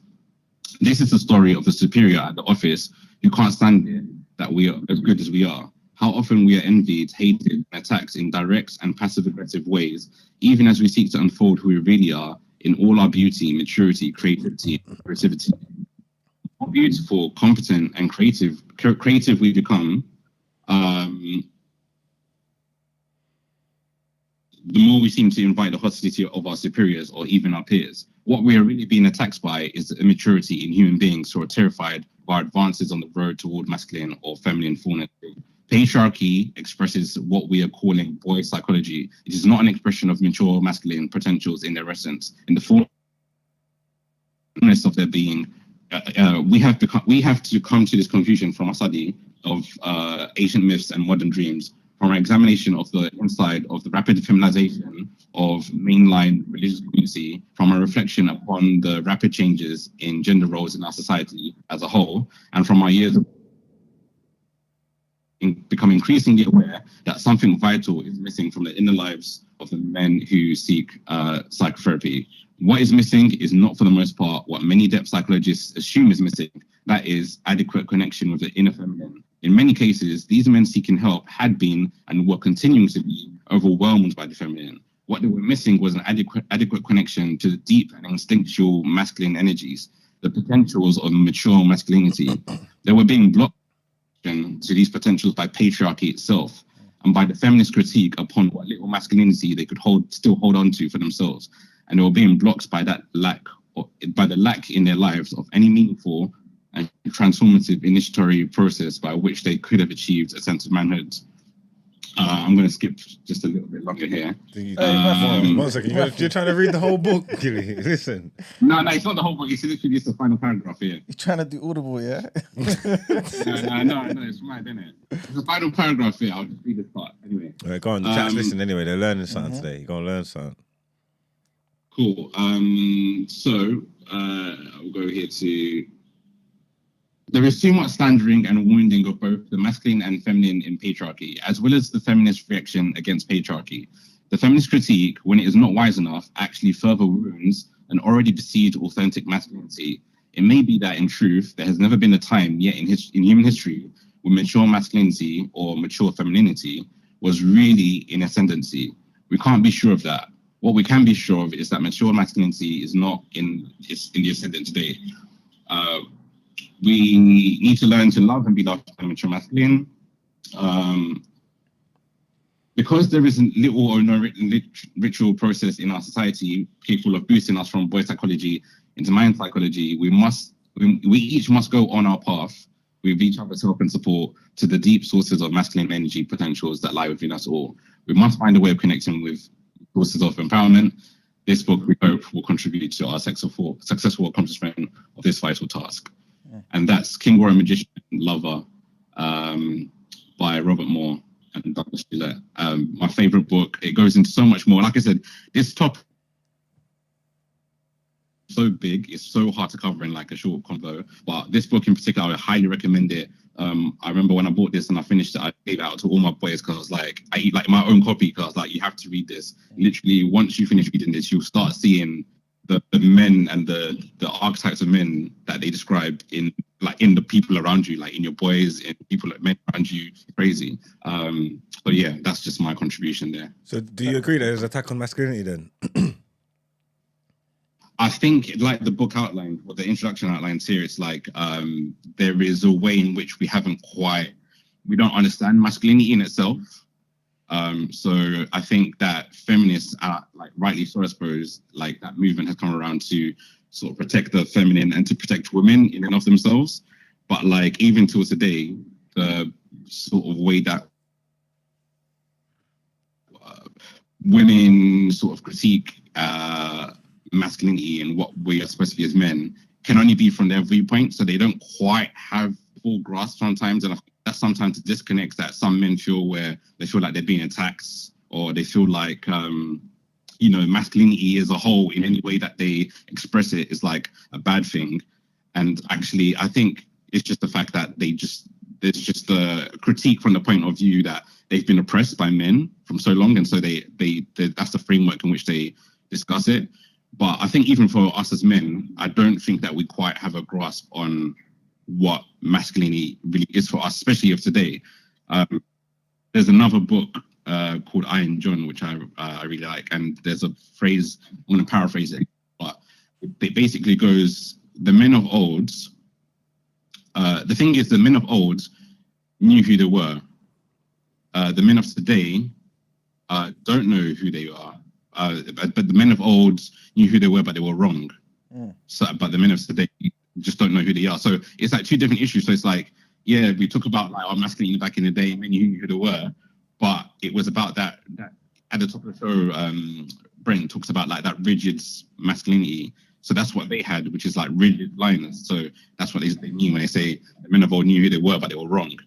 Today, we don't know who we are. And so that's kind of like, because we have like the question of like, well, what are we as men? Do you know what I mean? In a day and age where like women can basically like earn the same as us and out earn us even, and don't need us for sort of things that need us for back in the day, as it were. What is it? What does it mean to be a man today? So I think that's just something that we have to explore for ourselves. You know what I mean, together, it's complex. I thought you said that what you was reading was from Carl Jung. But you said it's from what, Robert Moore? So the writers are Jungians. So they're basically his disciples. Philosophy. Yeah. So yeah. Okay. Yeah. Because I was wondering how. I was wondering if you kind of put in the whole thing about we would call this toxic masculinity in 2023. I was thinking, how the hell did did Jung, you know what I'm saying, mention that? But yeah, okay, cool. Very interesting. Man. No, because that was actually not in the. That's not even. Yeah, that was you putting it in there. Like, exactly. Yeah. All right, cool, man. But can you say the name of the book again, please? So that's King, Warrior, Magician, Lover: The 4 Archetypes of the Mature Masculine by Robert Moore. Okay, cool. Thank you very much for that, man. Appreciate it. No worries. Take care. You too. Bye. Like I said at the beginning, man, this is a very broad topic, man. Like, literally, we've not even scratched the surface of where I wanted to take this. But I'm glad it kind of went like this, because obviously this is just it's real life, innit? But what I did want to mention is because this is mental health month, men's mental health month. The stats are crazy, right? These are the latest suicide statistics. Trigger warning for the people out there. Over 700,000 people take their own life each year. 700,000 people. Where's that? Just in England or the world? This is UK. Okay. That's one person every 40 seconds. Yes, this is according to the WHO. 115 people die by suicide in the UK every week. So yeah, maybe that is the entire world. But yeah, for the UK anyway, specifically, 115 people die by suicide in the UK every single week. 115 people. Guess what percentage makes up men? 79. Very close. 75%. 3/4. That is insane. Insane. And the highest suicide rate belongs to men between the ages of 45 and 49. So if you're a man and you're nearing that type of age, I guess there's certain things in your life where, I don't know, I guess maybe you're faced with certain realizations, or at least the way you're kind of calculating that particular things in your life, you know what I'm saying? And make you say to yourself, wait, I can't even handle this no more. That's crazy. 3/4 of people in this country killing themselves. Men. Anyway, good morning, caller. What's going on, morning? You alright? Yes, Ramsey. What are you saying? You good? Yeah, I'm alright, man. Marks, what are you saying, Brent? You alright? Yeah, bless. We're good, man. What are you telling me? I need you lot to explain something, because I think I'm disagreeing with most of the people in regards to what this attack is on masculinity. I don't understand. What do you not mean by that? What, you don't know that they're putting estrogen in the tuna? No, I heard you say that about 10 times. I did say that. I'm just saying, you know. That's why I don't eat fish. All right, cool. You're safe. You're safe then. But now, where is all this coming from? Because I feel like this is what Kevin was saying last time I was there. What? So, what are you asking that? You're saying that you need proof of this attack on masculinity? No, not proof. I just need more than a female tuna. Okay, well, how do you define masculinity, like for yourself? That's what I was leading to. I feel like masculinity, as well as Brent's long definition that he was reading, I feel like people tend to define masculinity for themselves. Mm. So my definition of masculinity can differ from your definition of masculinity. I feel like we all kind of meet in the middle when it comes to just taking care of family and holding integrity down and standing on business. And I feel like all this, and I hate to say it because even just to coin the phrase is so jarring, but the whole red pill thing, a lot of that is to do with stoicism and making money and all of this kind of stuff. And the reason they're seen as toxic is because it comes at the detriment of women. Do you believe that there's masculine and feminine traits? So forget the woman side of it, even just say one a female or a male can have masculine and feminine traits? Are we speaking purely just on personality, or are we speaking physical? I don't know. Whatever you want to lead to. As a man, do you feel like you have feminine traits? I feel like I don't know. I feel like everyone has different traits. Maybe I show some sort of feminine traits, some sort of masculine traits. I don't know. Do you think it's a weird question? Do you think if there's a man who displays lots of feminine traits or more feminine traits than masculine traits, like, and this is sexuality and stuff aside, or whatever, just in their personalities, mannerisms, physically, whatever, do you think it's fair to call a man who's extremely feminine, do you think it's fair to say that he's not masculine? So when you say that, I thought of someone like Thug, yeah? Okay.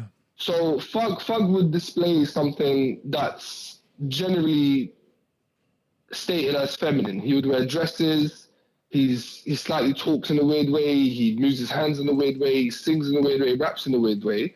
But then he's the one that will get people shot, killed, allegedly, and he's on his shit. He's with gangsters. He does all this kind of stuff in Atlanta, but then he has masculine traits as opposed to feminine traits. So I don't really know where he would stand. So in that case, I feel like people who don't know him would say he's feminine, but then people who do know him would say he's masculine. So it's a weird thing. But isn't that? Do you get what I'm trying to say? Isn't that people who are confused who say that though? Because misplaced anger and just unrepentant killing is not a masculine thing. That's a senseless thing. But that's what toxic masculinity would define as being masculine. No, but that's as a man who stands on business and doesn't take disrespect. Why are you letting someone test your masculinity? Go do something. Yeah. That's loads of people's definition of masculinity. Yeah, but it's wrong.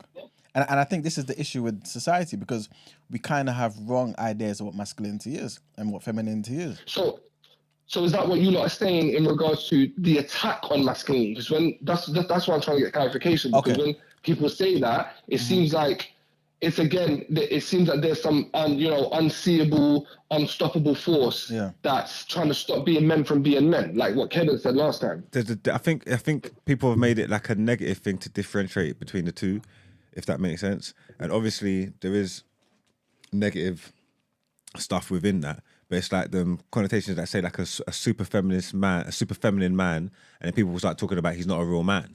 You know what I'm trying to say? And then man will say, well, what do you mean I'm not a real man? Because I'm a man. You know what I'm trying to say? Regardless of how feminine they are and whatever, they are a man in it. But then people are saying, well, no, but like proper men are this, and that's the stuff that where the masculinity comes from in it. So the attack on it is not being able to say that, not being able to differentiate, if that makes sense, and trying to put everybody in the same in the same basket. You know what I'm trying to say? So trying to put a feminine man mixed up with a masculine man. If you try and point out your masculine views, it's seen as toxic and it's negative. So you're actually not allowed to be the man that we were supposed to be. It's not. You're not actually supposed to be not like loud or vocal about it. I think that's probably where the idea of the attack is coming onto it. You know what I'm trying to say? Like, where if you stand up and say, no, I want to be this, I am this man, I am that, and then it's toxic, now it's toxic masculinity, now you're red pilling, you're just for being what man's been told exactly is supposed to be. I think that's where the idea of the attack comes. Does that make sense? Yeah, it's basically Yeah, I think so. So what? So are you not saying? Well, from what I'm gathering, is that you lot saying that from what I've interpreted, that the problem is with the word masculine and feminine in general. That people should just be who they are without being labelled anything. No, but everyone deals with cohorts, isn't it? Everyone deals with some type of groupings. So everyone's going to be categorized as a particular thing because you just have to. It's just how we process information. But I think it's more so kind of to piggyback on what Mark was saying. It's more so attributing society's ills to traditional ideas of masculinity, because there are a lot of men, for example, who have misplaced ideas of masculinity, if that makes sense. For instance, when we're talking about the suicide rates, 75% of men make up for suicide numbers in this country. Horrible, right? Yeah. So people automatically, I'm assuming anyway here, say to themselves, there must be something peculiar about men, what constitutes a man or masculinity, manhood, that leads to this high figure. because this is obviously a man issue. For it to be 3/4 of the population, that's a man issue almost, right? So people will say, okay, you know what? Let's dissect what makes up a man, and obviously try and put labels on where the potential problems could be. And I think in the doing of that, right, you kind of find yourself looking at traditional things that make up a man, and have been that way for centuries, right? Decades, centuries, whatever it may be, even millennia. I think, as Matthew was saying in that particular book, right? That make you say to yourself, wait a minute, why are you trying to take this away from us? You know what I'm saying? Because I think this has served us well and will continue to serve society. The problem is something else. Don't, again, like I said before, throw away the baby with the bathwater. There's some issues that, yes, we can fine tune, we can kind of get rid of here and there and all that type of stuff. But to kind of condemn everything, I'm not saying everyone's doing this, by the way. I'm just trying to say, I think it kind of is perceived that way. You know what I'm saying? Hence you, for example, saying, I know you're not saying this particularly, but some people may have the view that, for example, forget the masculine word, forget the feminine word, just be. You see what I'm saying? Like, for you to say that to me means you think there's something wrong with masculinity or how we define masculinity. But a traditional man would say there's nothing wrong with it. I think we just have to be conscious of what we say it is. Do you get where I'm coming from?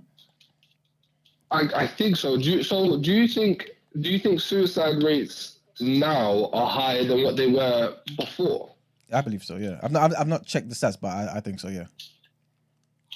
Okay, because I think I'm taking a shot in the dark when I'm saying this. I think a lot of reasons why men are committing suicide at the rates they are is because they're not allowed to be the person they want to be. Okay. So when you're saying there's stereotypical masculine traits, the first one that comes to mind is stoicism. You're not supposed to show emotion. Why are you being emotional? Why are you acting like a bitch? All this nonsense that is spelled out that gets misunderstood by a man, and he believes that he can't then show vulnerability to his boys or to anyone he knows because that's not him being masculine. Yeah, I think that definitely plays a part. But I think it's also sorry, go on. No, go on. No, I thought you was finished. What I was going to say, I think it's also because people don't understand certain things. Stoicism fundamentally is just about being content with simple things. You know what I'm saying? And how that, I guess, kind of spreads or manifests in different areas of life, right? It don't necessarily mean that you can't show any type of emotion. You know what I'm saying? But I think people think this particular thing and run with it. And whenever you have particular extremes in any area of life, I think you're going to get problems. You know what I'm saying? And sometimes I don't think it's an extreme. I don't think it's an extreme. When all of this is pushed on teenagers who are finding themselves, and all they're seeing on the internet is just it's all cap. It's all what's the word? It's all luck, for lack of a better word. It's all excess. It's all luxury. Yeah. And as well as that, it's all this the toxic masculine traits that I just said, where they can't show emotion, as well as you should be able to get girls, you should be able to get this. At a young age, they're growing up to believe that's how they're supposed to be. So when they're not hitting the numbers that the guys on the Instagram are supposedly hitting, that then has an effect on them. So they're growing up with other kids or other men thinking that that's the way to be. So when they start to act like that, that then is embodied, or at least it's planted in their brains, that there's something wrong with them. Why am I not doing this? Why am I not being this? And I feel like it's by that time, I don't think it's necessarily extreme. I just think it hits them early. And then it becomes extreme as they grow up, because no one's saying it's okay to do this, it's okay to do that, it's okay to, it's okay to cry. Do you know what I mean? Am I making sense? Yeah, makes sense. I think, though, a lot of these issues have been always present, though. But I feel like because of how society is today, some of them are exacerbated. So, for instance, if you look at the black community, where unfortunately African, Caribbean, or African, whatever it may be, just let me generalize here. The black community, we have a lot of single parent households, right?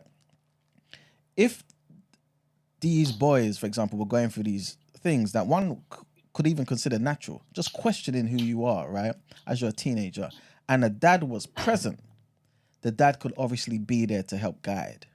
But when so many of our men are running away, right, not taking on responsibility, which, by the way, I think is a masculine trait, taking on responsibility, right? and we ain't there Mm-hmm. exhibiting that same responsibility and ain't there to guide the boys, then of course, when they come across, I can't think of a particular person. I don't want to name drop people like Andrew Tate or whatever. But when you come across these people with crazy ideas, then they're gonna find a father figure in these people, and you're gonna take everything they say. But why is responsibility, taking responsibility, is that exclusively a masculine trait? But hardly anything in life is an exclusive masculine or feminine thing. This is what I think everyone needs to realize. There's degrees, you know what I'm saying, in everything. You know what I'm saying? But typically, biologically as well, culturally, we've seen for millennia that men take on certain responsibilities. I think it's part of a man's fiber and purpose to carry and show the responsibility. It doesn't matter what the responsibility is, but there's something about doing something that makes a man feel fulfilled. And a lot of the time, because we're trying to maybe alleviate the pressures or you know what I'm saying, just lighten that burden, I think a lot of men are not necessarily getting that training that's necessary. You know what I'm saying, to be able to thrive when it matters in life. You understand what I'm saying? Yeah, I do. And again, it comes from a good place. Okay. Not all the time, but it comes from a good place. But I think that's what also leads to it. But there's so many different things. I feel like, parenting is a big thing. Obviously, coming from a single parent household doesn't equip you with everything. But I feel like there's something inherently wrong with just saying that, well, it almost insinuates that when women are single parents, they're not really standing on business. They have to do what they're doing. When women are the ones taking responsibility, caring for the child, doing what they need for the child, it's seen as something that needs to be done because they're the one that birthed them. But then when a man does it, it's seen as him taking responsibility and standing on business. Am I making sense? Not really. What do you mean? So basically, when a man, when a woman's working, yeah, and then she'll say a single parent, single mom, when she's working and taking care of the kids by herself, it's seen as something a woman's supposed to do. Okay, because she's a parent. It's not. Yeah, she's a parent. But then when a man does say something equally, they're always like, oh wow, that's a really good dad. No, but he's meant to do that too. He's just a parent. Yes, that's what you and I are saying. But I'm saying the general status quo is that the men is kind of, even when I remember when I took my son to the park when he was like 3 years old, and I had loads of comments going like, oh wow, it's really nice to see the dad with their son. No, but it's because of the facts, innit? Obviously, like, you take it, you could, like, that's what it is, like what Iman's saying, it's just being a parent, innit? There's certain things that you're supposed to do, and if you're a man, that you're going to do them things. Point. Yeah, but then there's also the facts, though. Men have the right, not the right, men have the freedom to up and leave, innit? You know what I'm trying to say? That's why there's so many examples of it not being there.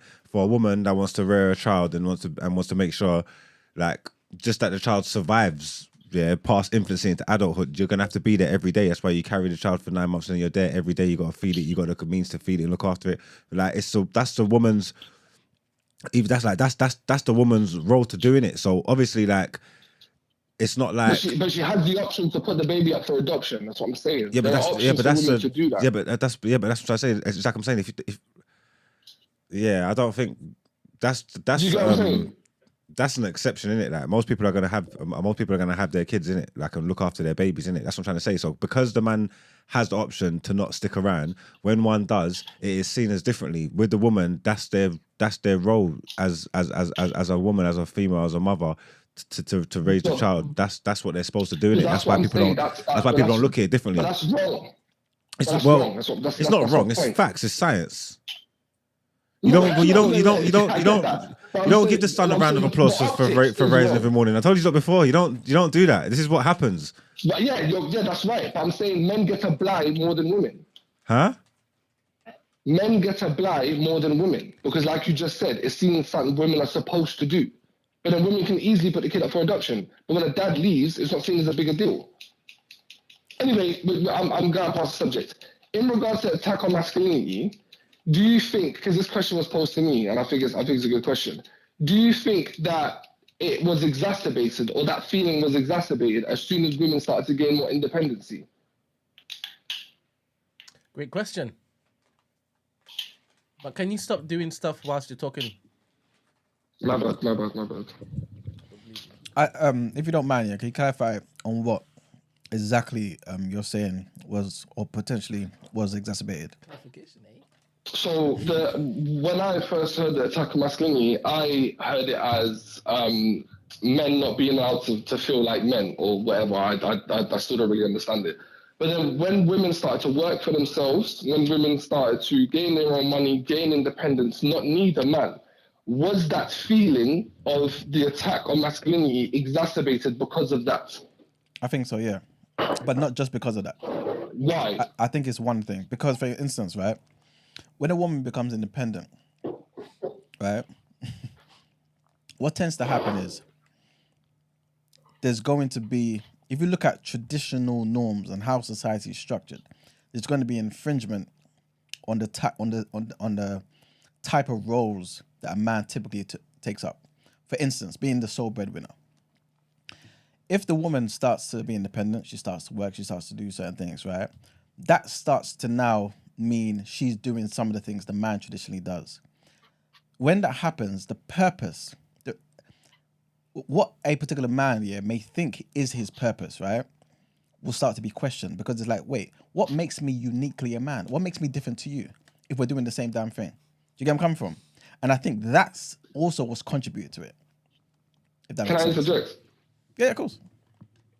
Why do men, or the men that you're talking about who deal with this issue, base their own self-value on how much their women need them? I think it's a human thing. It's because the perception don't always match the reality. You know what I'm trying to say? So obviously you got the idea of the independent woman.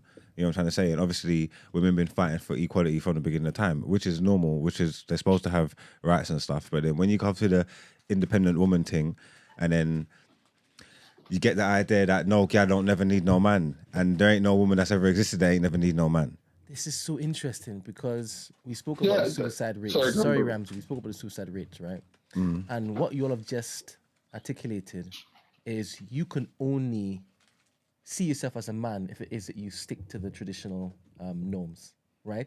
If you provide, and if it is you're not able to provide, you're getting popped down mentally. Because you're fighting against this particular mold in which it is that you deem makes you a man. Isn't that bound to cause you mental stress? I don't know. Stay strong. It's insecurity. It's placing your value on how society sees you or how a woman sees you. That shows a lack of security. Everybody It doesn't make sense. Everybody Wait, hold on. Everyone is insecure. That's cool. But then it's down to us as men to work on ourselves. You can't let that what someone else think of you define you. It doesn't make sense. Not to that extent. And if we're not teaching our children, our boys from a young age to understand to love themselves and do what makes you happy, then if I've got no issue. If my wife was making £500,000 a month and I'm not, it's no issue. We're here to, again, well, for me, I can only speak personally. I'm living for my son, innit? That's all I care about. Ramsey, and I feel like men who go on. So I was just going to say, you have to remember, what you're saying sounds beautiful, innit? But this guy. I don't mean it in any type of way. It sounds very positive. Okay. It sounds very positive and whatnot, yeah. But you have to understand, sometimes when we try to go to extreme, right? I'm not saying yours is particularly like that much of an extreme, but when we go to certain lengths, right, and we say certain things, we have to be conscious of what we're saying, the implications of that, right? There's some things that is tied to masculinity that is biological. Period. What are you talking about, bro? It is. What's tied to biology? Like what? Just ask him to state. Okay. You can read. I was reading 12 Rules of Life, Jordan Peterson, yeah. I think it's the first or second chapter. Oh, God. Okay. No. Remember, he's not somebody on the internet just talking from his room, right? I mean, I guess he is, right? But he's an actual scientist. He's a doctor, right? So we have to understand what he's saying. He's not an idiot, right? And he talks about certain responsibilities of men being exhibited amongst lobsters, for example, and how it traces back to that. Millions of years of evolution. Some things have just contributed to the reason why certain things are the way they are. Why does a woman look at you to be her protector? Is it just societal structures? Of course not. It's biology. It's biology. Because we've seen through trial and error that when it comes to certain circumstances, situations where you're faced with danger, somebody is more likely to stand there and fight. Somebody's more likely to look to the bigger person, the stronger person. Let's not act like people who don't think properly, right? There's certain things that's just aligned with biology. I'm not saying everything. I'm saying there's some things biological, some things are cultural, some things are whatever, right? And when we start to blanket everything and say, oh, let's do away with it all, let's all be free and be happy, we find ourselves in problems. Because if you use the cup, if you use the plate to say, you know what, let's be free, forget your purpose of having dry food or wet food on your plate and or whatever it may be, right? And start using it for tea, you're going to find that it's not effective. You see what I'm saying? Because it's not made for that. It can keep some of the liquid tea on the plate, but if I want to use it to drink now, it's a problem. You get what I'm saying? So everything has its purpose. God designed it that way. So I think I'm agreeing with what you're saying, but I think we have to be conscious of how much we're saying we need to do away with certain things. Not everything is just down to patriarchy. People need to throw away that nonsense. Not everything is down to just societal, figurative structures that we can't see and it's just fake. No, some things is the results of evolution. Millions of years of evolution. I get you, but what I'm saying is you cannot let your self-worth be defined by how society perceives you or how much another person needs you. I agree with that though. Remember, I'm agreeing with certain things, but you have to remember, it's not necessarily about how much a woman needs you, because a man can be a man without being in a relationship. A man can be a man without having. That's true. But then, when they're not getting girls, or when they're not able to get a girl's number, or they're not able to sleep with a girl, then they turn into incels. But this is what Matthew was saying. Robert Moore was talking about. Yeah, but we're not talking about that masculinity. Boys. Don't speak to like your personality and your traits, because we're not talking about a scientific thing. Because at the end of the day, a man is a man. A man is a man if he's got a gal. If he ain't got no gal, if he's 6'5", if he's 4'1", if he's masculine, feminine, if he wants to be a rascal gal, a man is a man. You know what I'm trying to say? So that's not. That's my point. Huh? That's my point, Mark. Yeah, so we're not really speaking. We're not really speaking to the scientific side of it as far as that concerned, because biology and that is biology, innit? I think I think it comes to the makeup, the stereotypes of the character traits that men are supposed to perceive, innit? That's what the masculinity thing as well, innit? And maybe what he's saying is that there's certain. That's what I'm saying. So if that usually is seen as a masculine thing to bag as many girls as possible, and do all of these random arbitrary rules for masculinity, and they're seeing other men who aren't hitting those checkpoints are seeing themselves as less than. No, but again, Ramsey. But again, remember, this is the ills of society. Again, this is what Matthew was reading out in that book. You know what I'm saying? Where you've got men who still think like boys, functioning as so-called men, and so they're getting things wrong. You know what I'm saying? But everyone's kind of perceiving that particular thing as masculinity. That's not it. Yeah, I'm coming from. We're basically saying the same thing, but just in different ways. Yeah. What I'm saying is, if we teach our children from young to understand that integrity is from within, you love yourself from within, and not to be swayed by societal norms, then it would be less likely for them to commit suicide. It would be less likely for them to see themselves as less than. So do you class yourself as masculine, Ramsey? Like, or do you not? 100%. Huh? 100%. 100%. And does it mean anything to you to be masculine? Like, not the word masculine, no, but it means a lot to me to stay on my word, to live on my word. Well, you think that's not a masculine thing? There's females, there's women, there's women. No, that's exactly what I'm saying. It's a human thing. To be a man or woman of your word, that's not a masculine thing. Then maybe I don't understand the question. I don't know. I was asking if you class yourself as masculine, yeah. I think so. Yeah. Well, I am. Is it in? But then I don't know what traits it's like. Because this is what I'm saying. If someone classed you feminine, would you be? If someone classed you feminine, would you be offended? If someone said you was feminine? Nah, because I'm comfortable with myself. I would ask them, what traits am I showing that's feminine? Can I jump in? But that's because I know. Can I jump in for a second? And me just read a couple definitions of what are masculine traits and what are feminine traits. Yeah. Okay, cool. This is what the internet is saying. All right, cool. Feminine traits are a collection of attributes, behaviors, and characteristics that are traditionally associated with women and girls. These traits can vary across cultures and societies, but some of the most commonly cited feminine traits include nurturing, the ability to care for and support others, often with a focus on emotional needs, empathy, the ability to understand and share the feelings of others, sensitivity, the ability to perceive and respond to subtle cues and emotions, communication, the ability to express oneself clearly and effectively, both verbally and non-verbally, collaboration, the ability to work effectively with others to achieve common goals, creativity, the ability to generate new ideas and express oneself in a unique way, compassion, the ability to feel deep sympathy and concern for others, intuition, the ability to understand something instinctively without the need for conscious reasoning, resilience, the ability to adapt and overcome challenges, and grace, the ability to move and behave in a fluid, elegant manner. How is that feminine? You could have been describing a man I've there. just typed in, because I think the problem is what we associate with the words that you're using. Okay, so what did they say about masculinity then? All right. Let's see. So positive masculine traits. Let me just read here. Traditionally, masculinity is a set of social and cultural norms that prescribe how men should behave and what qualities they should possess. These norms can vary across different cultures and historical periods, but they often include traits such as strength, courage, independence, leadership, and assertiveness. Positive masculine traits. Strength. Men are often seen as being physically strong, but this can also refer to emotional strength, such as the ability to persevere in the face of adversity. Courage.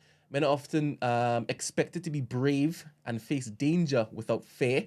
This can be seen in the military, firefighting, and other dangerous professions. No textiles here. Independence. Men are often seen as being self-reliant. And my friend, Ramsey. Men are often seen as being self-reliant and independent. This can manifest in their ability to take care of themselves, make their own decisions, and not rely on others for support. Leadership. Men are often seen as being natural leaders. This can be seen in their ability to take charge, motivate others, and make decisions under pressure. Assertiveness. Men are often seen as being assertive and direct. This can be seen in their ability to stand up for themselves, express their opinions, and negotiate with others. Yeah. And healthy masculinity, emotional intelligence, compassion, empathy, vulnerability. I don't know what creativity. traits. I don't know what masculine traits are, or what feminine traits are anymore. Because everything that you read out, they're just words that I'm more familiar with that you can associate to men or women that are masculine or feminine. Like This is what I was that saying. could just make up all different people across the board. So I don't really. I'm a bit confused now because I don't understand. But that's because, when you hear it like that, it's like, cool, both people can do that. But when you put it side by side, put a man next to a woman, and ask yourself who exhibits this to a high degree, that's when you start getting the disparity. And that's when you can then say, okay, it makes sense that we attribute this particular thing mainly to you. Not solely, but mainly to you. You know what I'm saying? That's how it happens. I like the fact that I read out the feminine traits and you are hearing that and thinking, I got all of them. Hey, me? Yes. Yeah, but I'm a feminist. You get what I'm saying? I'm what's the word that they say? Like I'm in touch with my Feminine side. Feminine energy. Feminine side. with my feminine side and stuff like that. Like I don't play up to certain tropes and traits, whatever they're called. Like I like to say a man has to do this, man has to do that, man masculine. Even though I class myself as masculine, being compassionate or sensitive or whatever doesn't make you any less than a man. Why did he laugh? Because I said I'm compassionate and sensitive. Did he laugh? No, I think something dropped. Oh, I was gonna say, yeah. I don't think that makes you any less of a man. Oh wait, you thought I was laughing? That's what I thought you were saying. Yeah. Oh no, something dropped. No. Oh, cool. No, Yeah, no, I don't no. think stuff like that makes you any less than a man. But even now, having this conversation and going through all them lists and all that, I'm trying to understand what I think masculinity is then, because now I don't know what masculine traits are. If I'm totally honest with you. So is there? So I'm gonna ask Iman something. Iman, is there is there stuff you do? Well, not you, but is there stuff a man would do around the house that you would see as being more feminine?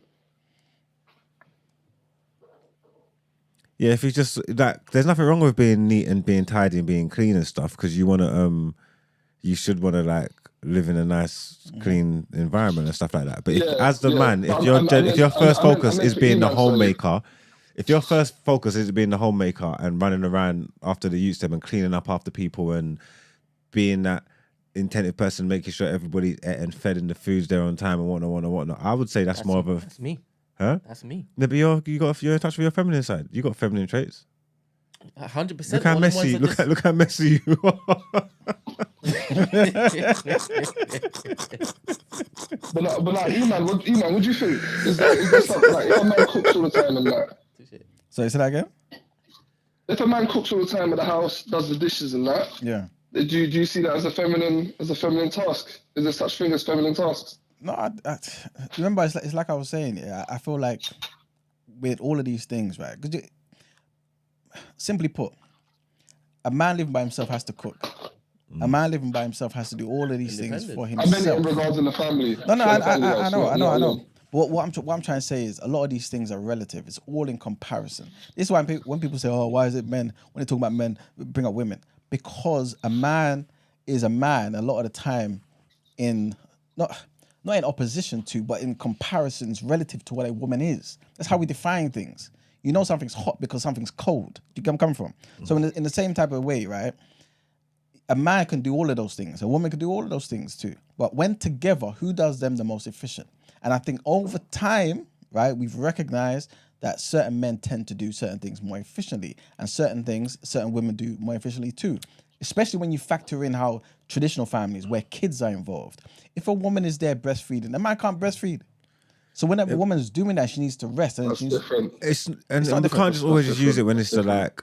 When it's the male trying to display feminine stuff, because if it worked that way around, you'd think it was the same all the time. If you came home and your wife just always had a tool belt on with slamming hammers, slamming nails in the ceiling and all that, always trying to tighten up the sink and thing, walking around in her boots and all that, you'll be thinking, right, you're moving a bit masculine, like you're moving, like if that's her go-to move, and I'm just not saying there's nothing wrong with it because it takes all different types, everybody, but if that was just her go-to stance. Every day you're in the yard, she's got a waistcoat on and tool belt. Wait, what? So you're talking about it's the attire? No, but I'm just saying that obviously it helps paint the picture, innit? This is crazy. No, it helps paint the picture. If she's just trying to fix everything in the yard, she's just trying to fix. She knows how to basically do little plumbing stuff. I'm saying that's her go-to move, though, not one away. It's not crazy, Brent. If she lived by herself. And she learned how to fix things. No, bare women that can fix it. My mum loves DIY. Do you know how many My mum loves DIY. Do you know how many men don't know how to do the things that you're saying men used to be able to do? No, but they will still be screaming. I'm saying if women that's are supposed to be doing this, that, and next. No, I'm saying if that's their understand. If that's their neutral setting, because women are what's the word I'm looking like? What's the word I'm looking for, man? They can adapt and they can persevere and they can do all them things. So especially like if something needs to get done, there's so many women that's not of the mindset that they don't need to sit there and wait for no man to do this for me. I can do it. It's simple stuff like whatever that they can do it. So I'm not talking about they can't do it. I'm saying it's not out of necessity. I'm saying if that's it's like what you're saying. If you compared the two, you know what I'm trying to say. So if you had a woman here that just loved building tree houses and thing, and you get what I'm trying to say? And tightening bolts and plumbing all day. That was a go-to setting. That's her default. And then you got a man here who want dust off vases and thing and bake croissants. Yeah. You would have them looking at them. You'd think that you would have one as a feminine, one as a masculine, and it wouldn't be the right roles. It would be the reverse. Yeah, back in a day in which as you guys look to fantasize over, wasn't it just a male-dominated world? Every single industry. It's still a male-dominated world. The men still do the most dangerous jobs. What happened? Oh, cool. That's what I'm trying to say. The idea, the perception and the reality is not true. You get the idea of the independent woman and you don't need no man, but you still need man to do all the manly things. Okay, hold up. Sorry. Let me just say one thing before I go because I'm taking up the line. Vim, if you're still listening, it's good that you've accepted that your friends are toxic, but the fact that you were still talking to them and that you were close to hitting your girlfriend for 7 years means that rhetoric that they're spewing has gotten through to you, and you need to drop them immediately. That's the last thing I want to say. For you to even consider doing that to your spouse or your girlfriend for 7 years or however long is mad. Yeah, that's it. That's all I want to say. I want to say something to that, but there's no point. Yeah, go on, please. Go on. No, it doesn't matter. It's not productive. No, fuck that. No, say it. All I was going to say is, you can't necessarily say, oh, you know what I mean, like it's gotten to that point because da. He told you about a particular area that he's sensitive about.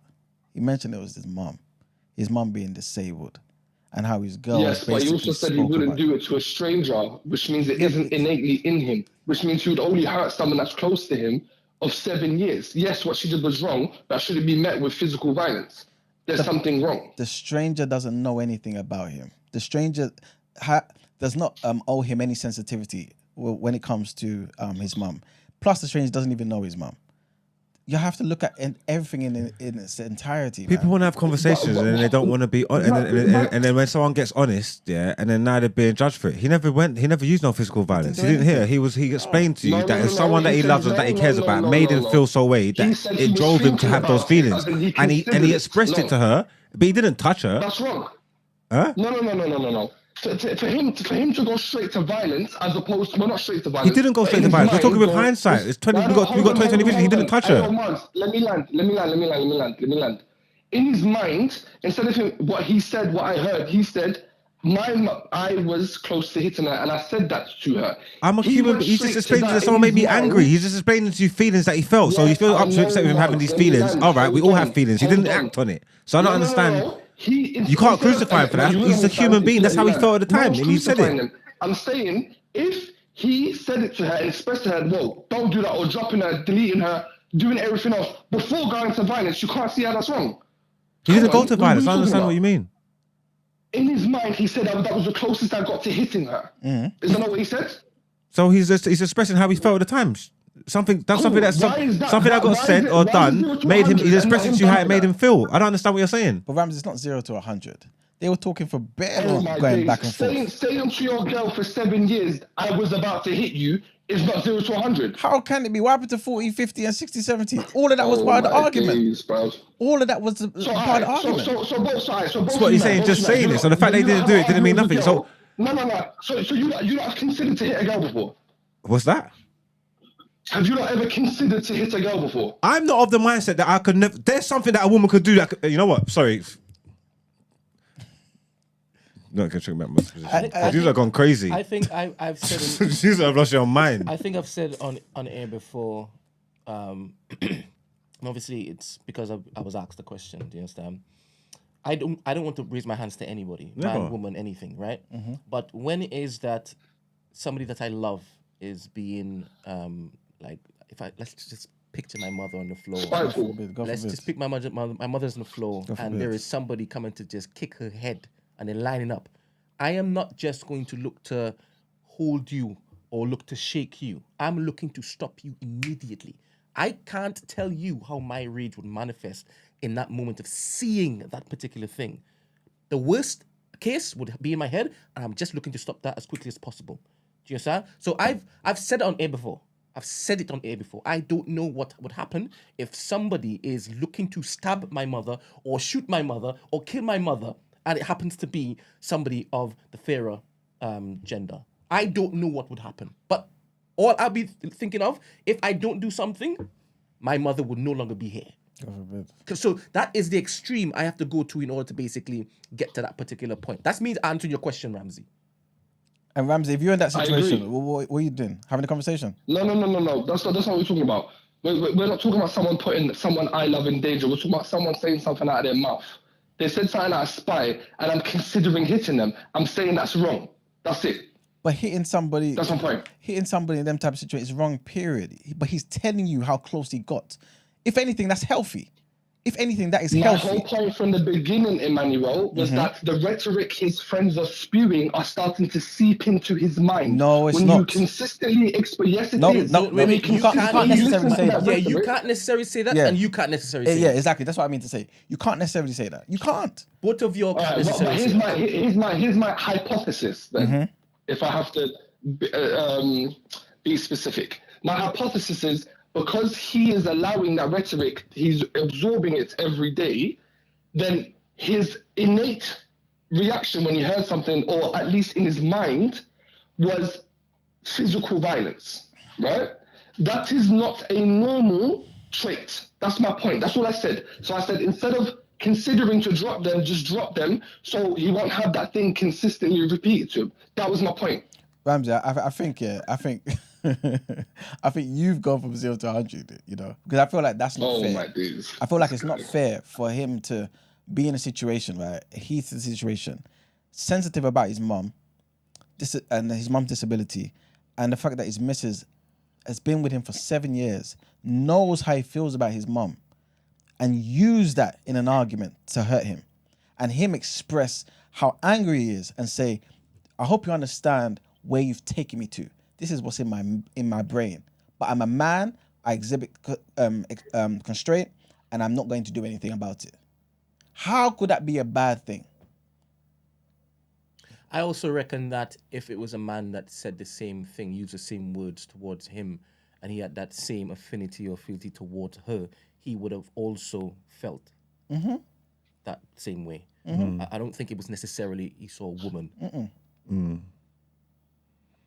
You know what I mean? And I think sometimes when we latch onto these buzzwords and buzz phrases and sentences, man, and run off into the wilderness with it, like it doesn't do the entire conversation justice. You know what I'm saying? People are human beings, man and woman.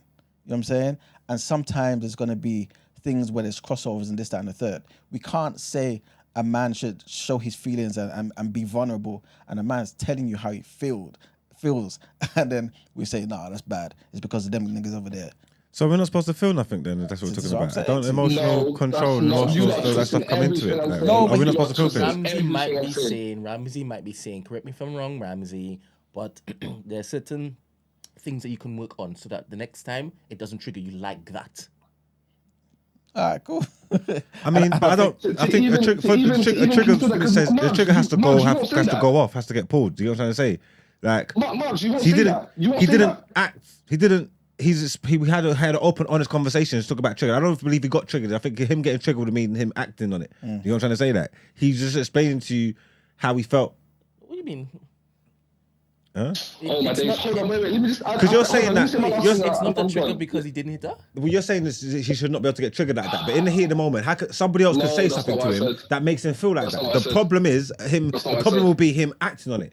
If he acted the same way he acted the last time, there's no issue here. Because the problem's not him. The problem is whoever's driving him to feel like this. But he's not acting on it.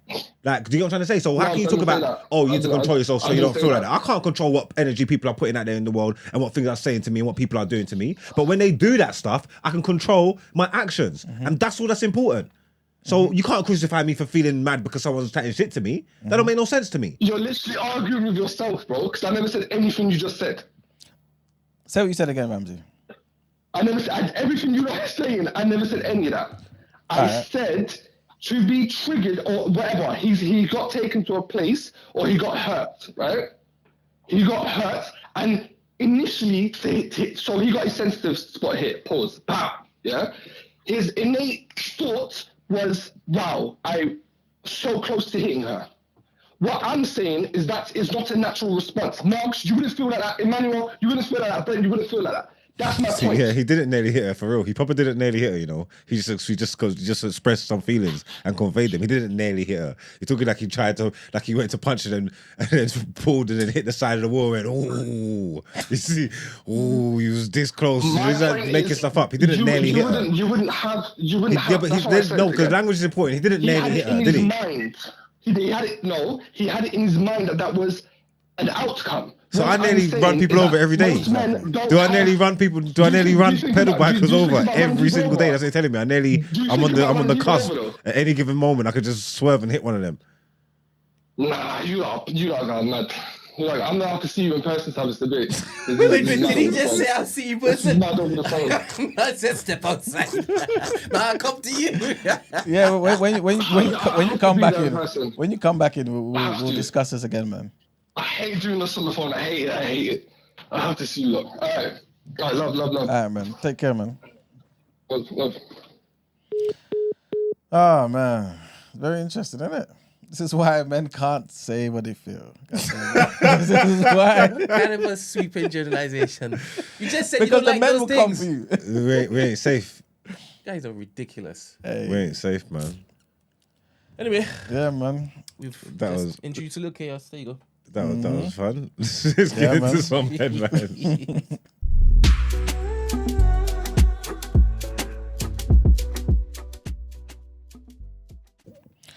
All right, people. So there's a bit of a madness that's going on in this country, man. So apparently, according to a particular court, they've ruled that government officers in the EU can ban the wearing of religious symbols. So government officers across the EU can ban employees from wearing religious symbols, such as Islamic headscarves, in the interest of neutrality. This is what a top court in. Did you answer it? Yeah, give us a second whilst we finish the headlines, please. We will come to you. Yeah, let me read that again. So government officers across the EU can ban employees from wearing religious symbols such as Islamic headscarves in the interest of neutrality, the EU's top court has ruled, though it stressed that such restrictions must be applied equally to all employees and fit within the legal context of each member state. The decision published by the Court of Justice of the European Union on Tuesday said that such bans were permissible in order to enforce an entirely neutral administrative environment.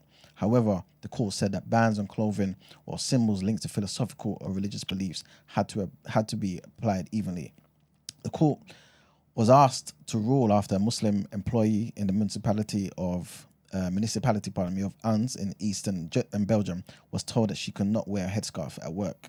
Court documents noted her job involved little contact with the public. Soon after, the municipality amended its terms of employment to require that all employees observe strict neutrality. The employee lodged a complaint with a local court describing the ban as discriminatory and voicing concerns that her right to freedom of religion had been infringed. There's a lot more to it, but basically that's the gist of it, man. The next headline brings us back to the UK, where London is facing the risk of attack from a new wave of young extremists radicalized by the conflict in Gaza. This is according to the Met counter-terrorism chief, who warned this particular thing, right, as he appealed for public vigilance in the run-up to Christmas. Commander Dominic Murphy said that the fighting between Israel and Hamas had already produced a large jump in tip-offs about young Londoners becoming radicalized for the first time, and that police were worried that some might be prompted into terrorist attacks. He said that counter-terrorism officers were also alert to the risk of hardened extremists being tipped into action, and that the impact of the conflict between Israel and Gaza risked mirroring that produced by the rise of the Islamic State, which inspired several terror attacks in London. And our last headline, Robert Jenrick has appeared to distance himself from Rishi Sunak's immigration policies amid new calls from hardline conservatives for a clampdown on net migration. The immigration minister, once seen as a close ally of the Prime Minister, said on Tuesday that he would have curbed the number of people coming into the UK before last Christmas if it could have been done. His comments appear to express frustration with the government's failure to adopt his suggestions to curb overall migration in line with the 2019 manifesto pledge. It has been reported that Jenrick had his own 5-point plan that he has presented to number 10. And that's it for the headlines. Good morning, caller. Good morning, guys. First and foremost, pick up yourselves for everything you guys are doing. We'll get that out the way. You guys can call me Jay, by the way. Jay. I might have missed the previous topic already, so let me know if you guys are proceeding, then I'll just sort of lock off for now. But on the whole, I don't want to call it violence towards women, and I don't promote none of that, but to what Ramsey and Vim, and was it Vim? Yes. What they were talking about, I think it's important to add context with a lot of things. And of course, a lot of callers that are going to call in with certain, let's say, experiences, they're not going to share all their context over the airways. Do you understand? So there could be more context behind his mum and then the disabled situation. And then there could be other stuff that could have led to his frustration or his anger, right? So I've called just to give you an example of something that's happened to me and my partner and our children, for example. So to the effect that she got me to a stage where I was frustrated, just in red. Didn't touch her, but to Vim's earlier point that there are situations, and I think Margs mentioned, and I think Iman alluded to, there are situations where, boy, it's not a man or woman thing. You don't want to abuse or touch nobody, but sometimes it's crazy. So there's one time me and my partner were having real back and forth. Like it was just no physical, just words were being said. There was a disagreement on a principal matter, right? I won't share it, but a principal matter. And at this point, so I've got twin girls. I'm holding one of my children. I think I'm coming down the stairs, and she sees red. She goes to barge me, right? I'm talking. So if you're getting into an altercation with a man, you see the punch coming, for example, you brace yourself, you tense your abs, you can just absorb the impact. I'm not seeing her coming to barge me.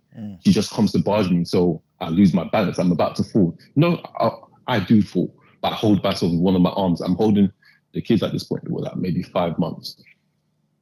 I'm holding one of the kids with the other arm, and I almost fall down. I stumble. I'm holding the other arm on the floor to stop myself from falling.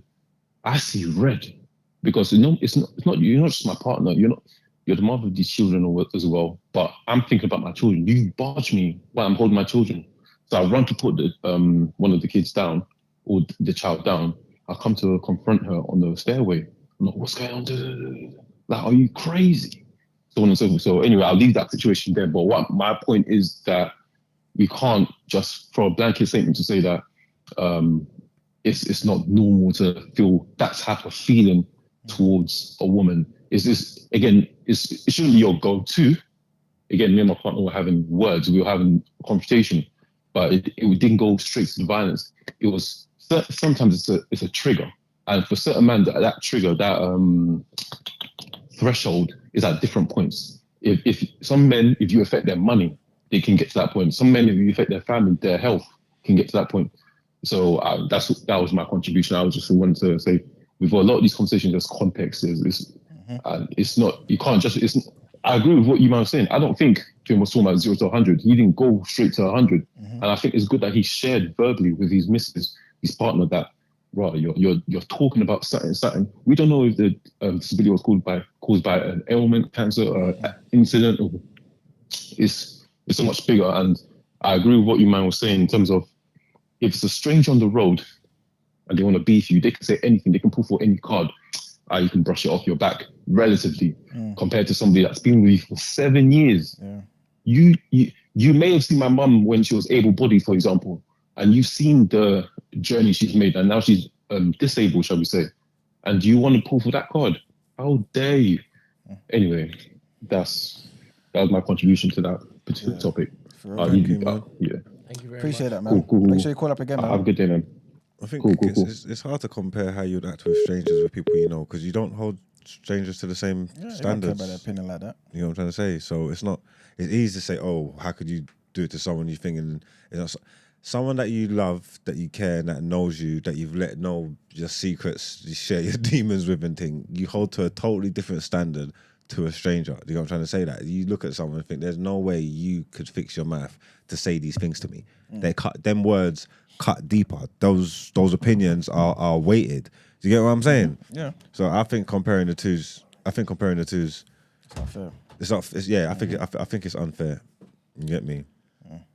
And anybody with like siblings, if you got siblings, then you know that people that say that people are always bad for their friends. It's always the people that are close to you that you treat different. Someone will move to their brother or their sister for any little disrespect, like, because there's levels. You don't know. You get what I'm trying to say? If you got a brother or sister, then you know that, like, you're not taking no check from these lot.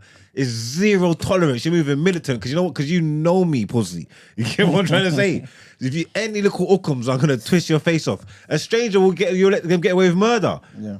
You get what I'm trying to say? And I don't know what the psychology behind that is, but we all know it's true, though, isn't it? Like I said, if you've got siblings or anything, you can experience it. Or even the way you argue with your friends. The way you argue with your friends is way more different than you argue with your strangers. It's more malicious because they know the buttons to push, innit? There you go. More malicious. So I don't think it's fair to compare the two, man. Yeah. Can I just read out the results for the poll? All right. The question was, what does masculinity mean to you today? 38% say balance, equality, sensitivity.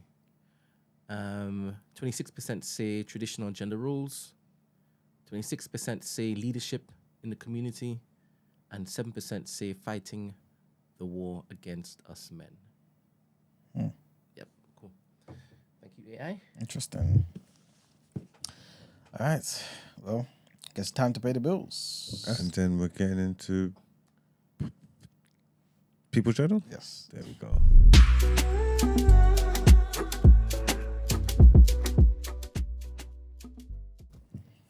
All right, people, welcome to the People's Journal, where I give you the news from an economics point of view. I don't have much to talk about today, but I do want to go over what I mentioned yesterday about pensioners who are going to start receiving a £600 winter fuel payment, right? So again, if you've got pensions in your family, your older parents, grandparents who you know are eligible or may be eligible, please make sure that they're getting what they deserve, man. So yes, just to reiterate, pensioners are going to start receiving payments of up to £600 to help them with the cost of living throughout the winter. I also want to let you guys know, right, that the winter fuel payments come on top of an additional £300, which is provided per household through the pensioner cost of living payment, right? And that's going to be landing in bank accounts automatically over the next 2 months. This is according to the DWP, right? So make sure you're getting your £600, but also make sure you're getting your booster, your £300 booster, which is what do you call it? Available for every household, basically, through the pensioner cost of living payment. Next thing I want to talk about is childcare. So the government is looking to invest £400 million, right, because of a plan that it wants to roll out to expand free childcare for working parents in England. So this is from April. So the DFE, which is the Department for Education, they also announced an increase in funding rates for nursery places as well. I went over all of those a few months back when they were first put out, but basically the hourly rates available to providers will be £11.22 for under twos, £8.28 for 2-year-olds, and £5.88 for 3 and 4-year-olds. That's basically what it works out to. Yeah, that's pretty much it, man. So make sure if you are entitled to these particular things, you apply for it and go through the necessary channels. Working parents of 3 and 4-year-olds already get the 30 hours a week of government-funded childcare.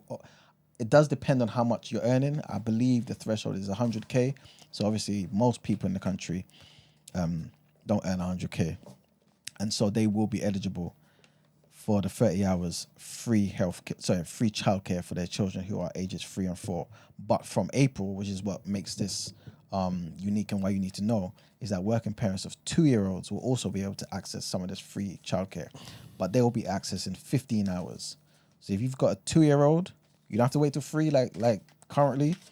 In April, if you've got a 2-year-old, you'll be able to access 15 hours of funded childcare. And from September, this same offer will be extended to children who are aged 9 months and above. Yeah? One more time, please, for the people. Don't know why I said please for the people. But anyway, basically, everyone's already entitled to the 3 and 4-year-old 30 hours of free childcare. In April, working parents of 2-year-olds will be able to access 15 hours of funded childcare. And from September, this will be extended to children who are 9 months and above. And that will be increased into 30 hours from September of 2025. So in September, the children who are aged 9 months and above, they're going to be getting 15 hours. But in September of the next year, 2025, that's when they're going to get the full 30 hours that the 3 and 4-year-olds now get. Also, just wanted to mention as well that discounts are going to be offered to certain households to use less electricity during peak times. We spoke about this last year as well. This is obviously just a way for the government to try and ease the demand of electricity and things of that nature during the real cold weather and stuff like this, right? So suppliers who have signed up to the National Grid ESO scheme will offer money back to customers with smart meters who cut their usage between 5 o'clock in the evening and 6:30 in the evening. So if your particular provider or supplier is signed up to this particular scheme and you're interested, you know you ain't going to be at home anyway, just lock it off and save some money. Just a bit of a heads up. It's not the biggest amount of money in the world, but at least it's something. You know what I'm saying? It all adds up. And the last thing I wanted to mention is Saudi Arabia's public investment fund, right, has agreed to buy a 10% stake in Heathrow Airport, man. So yeah, man, the Saudis going to own 10% of Heathrow Airport. There isn't much else to talk about, to be fair. Yeah, that's literally the gist of it. But yeah. All right, then. What's that? Was the last bit of headlines? Mm-hmm. No, Wellness Wednesday. Yeah. We needed it after today, actually. Who is it?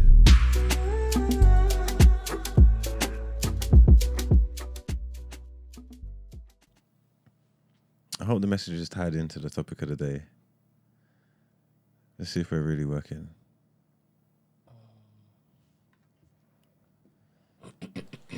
Vulnerability sounds like truth and feels like courage. Truth and courage aren't always comfortable, but they're never weakness. Brené Brown. We often view being vulnerable as being a weakness. This can be through our personal lives, careers, or even day-to-day experiences. What does it mean to be vulnerable? Well, vulnerability refers to the quality or state of being exposed to the possibility of being attacked or harmed, either physically or emotionally. Let's take it back to your dating life.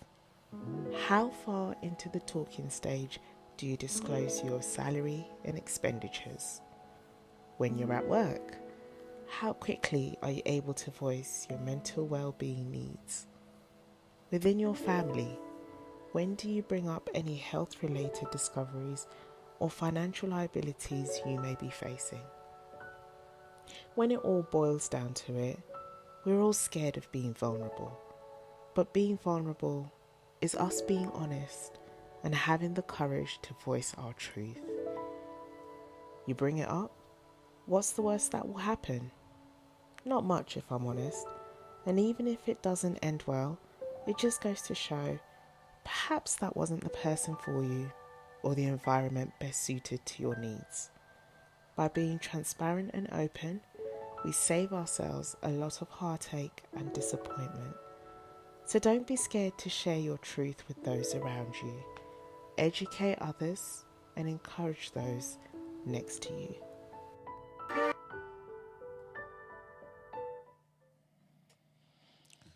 Thank you for that. All right, then let's get into our headlines.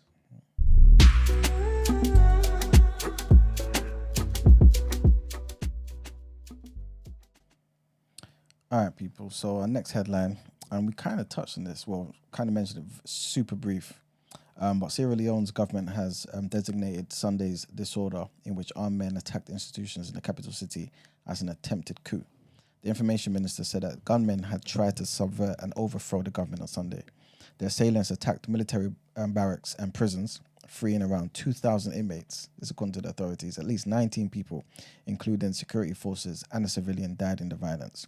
So the information minister, Cherno Ba, said on Tuesday that the incident was a failed attempted coup. The intention was to illegally subvert and overthrow a democratically elected government. The attempt failed, and plenty of the leaders are either in police custody or on the run. We will try to capture them and bring them to the full force of the laws of Sierra Leone. Mr. Barr also said that 13 military officers and 1 civilian has been arrested over the disorder.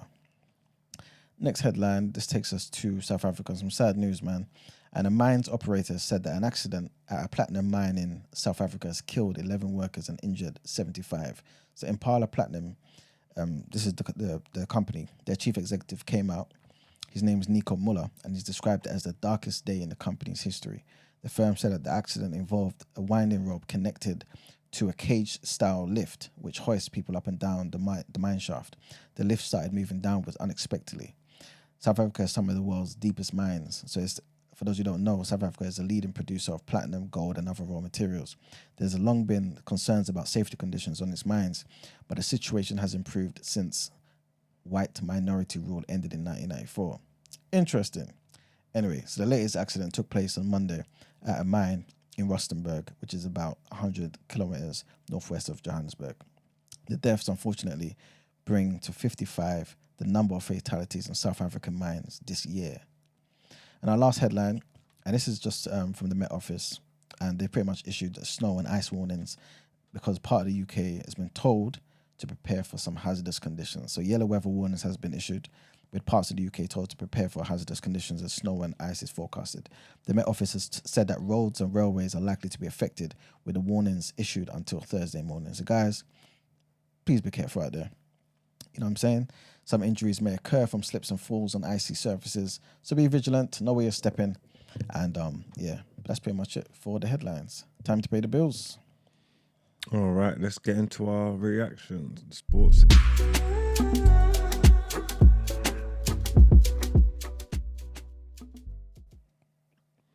So, we had Champions League last night. Yep, first round of Champions League games. There was a lot going on. I'll read out some of these results to you. Lazio beat Celtic 2-0. Shakhtar Donetsk beat Antwerp 1-0. Borussia Dortmund beat AC Milan 3-1. Young Boys beat Crevena Zvezda. Why can't I never say that name? I swear we even made it come up one time. I can't remember that. I'm sorry, but the Young Boys beat them 2-0. Barcelona beat Porto 2-1. Atletico Madrid beat Feyenoord 3-1. Man City beat RB Leipzig 3-2. And Paris Saint-Germain and Newcastle drew 1-1. My brother convinced me to put a bet on Newcastle. Hmm? On Newcastle. On City to win, Barcelona to win, and Paris Saint-Germain to win, the 3 home games. And I had a brief conversation with him, and he convinced me that this bet was safe as houses, and I should put a certain amount of money on to win some money back. And now I lost the bet, so it didn't even work. So I don't know if I should just call it a day, or if I should find a new bet to win back the money.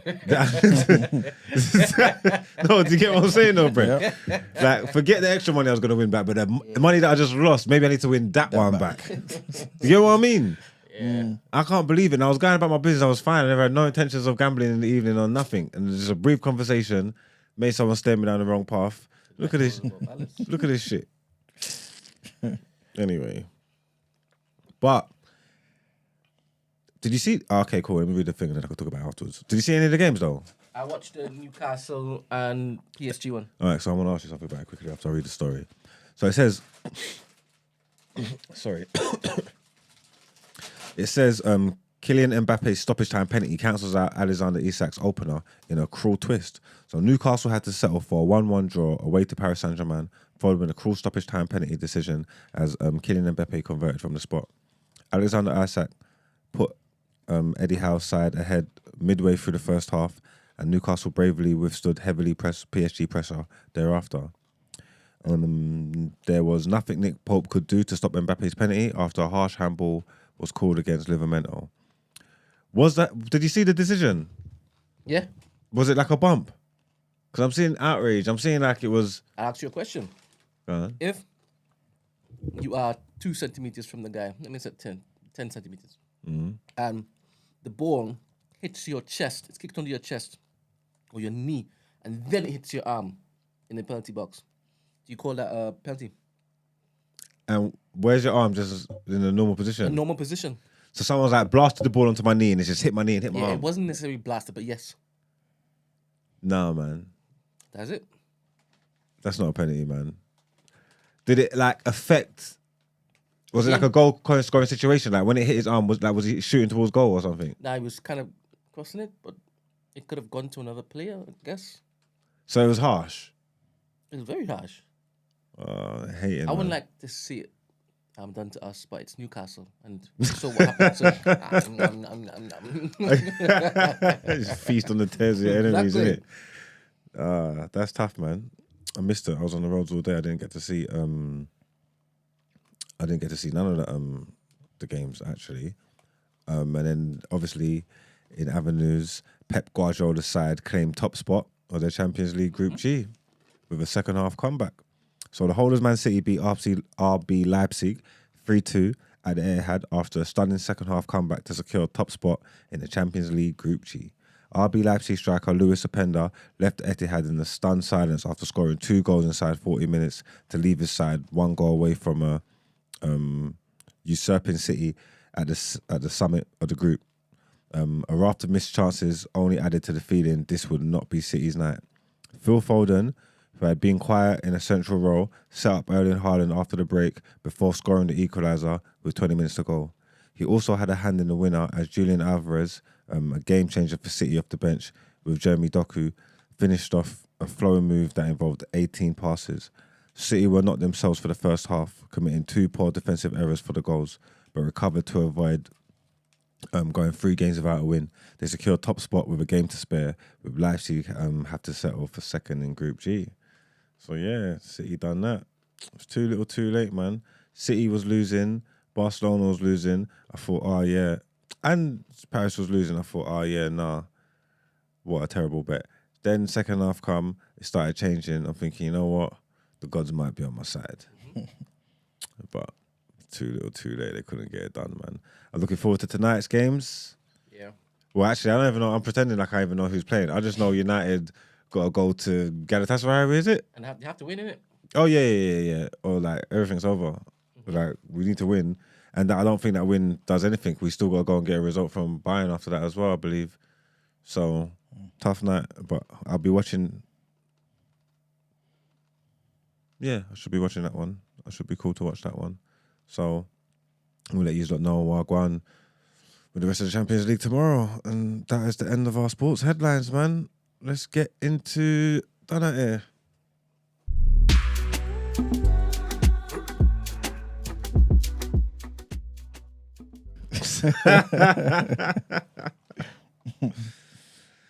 Well, while I was away, there was a lot going on. There was a lot going on in the country. People. So what I want to talk about is, because obviously it's been a few days, but obviously I've been away. Does anybody find out Donny's name yet? Nah, I don't know, you know. There was somebody on 3 Shots yesterday that said it, but it's getting clapped out, so I don't think they want it to be said. But no one didn't care when it was Dominic Soler, though. I guess nobody knew him like that. Oh, but this guy is somebody. And I don't think podcasts were wrong. That's true. Yeah, that's true. That's different.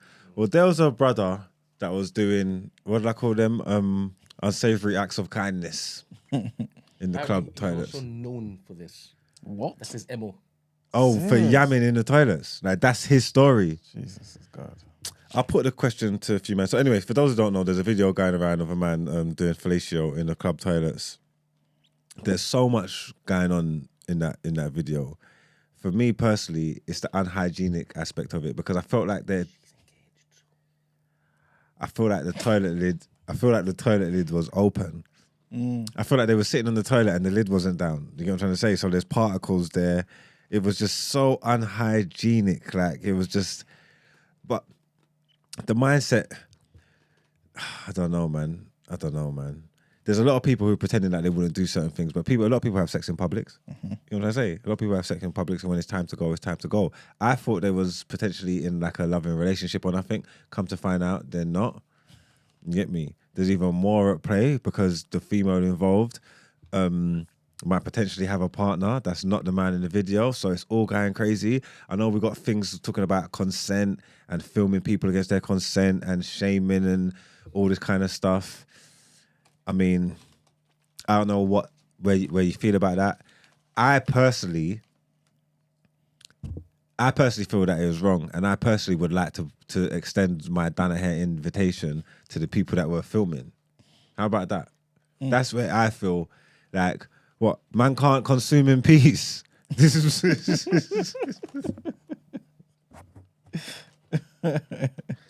this is the conclusion I'll come to. You get me? Like I told you, a wise man once said, when man a man hungry, man a man eat.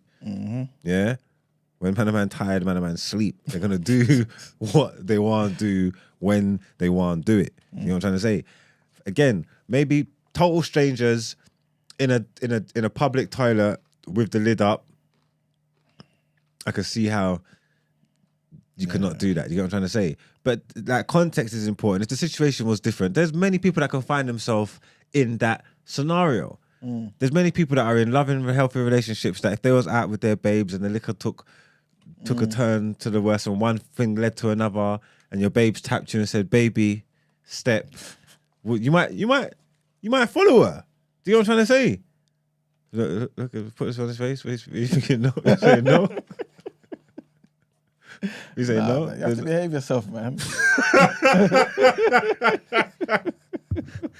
You tell her, calm down yourself and wait till we get home.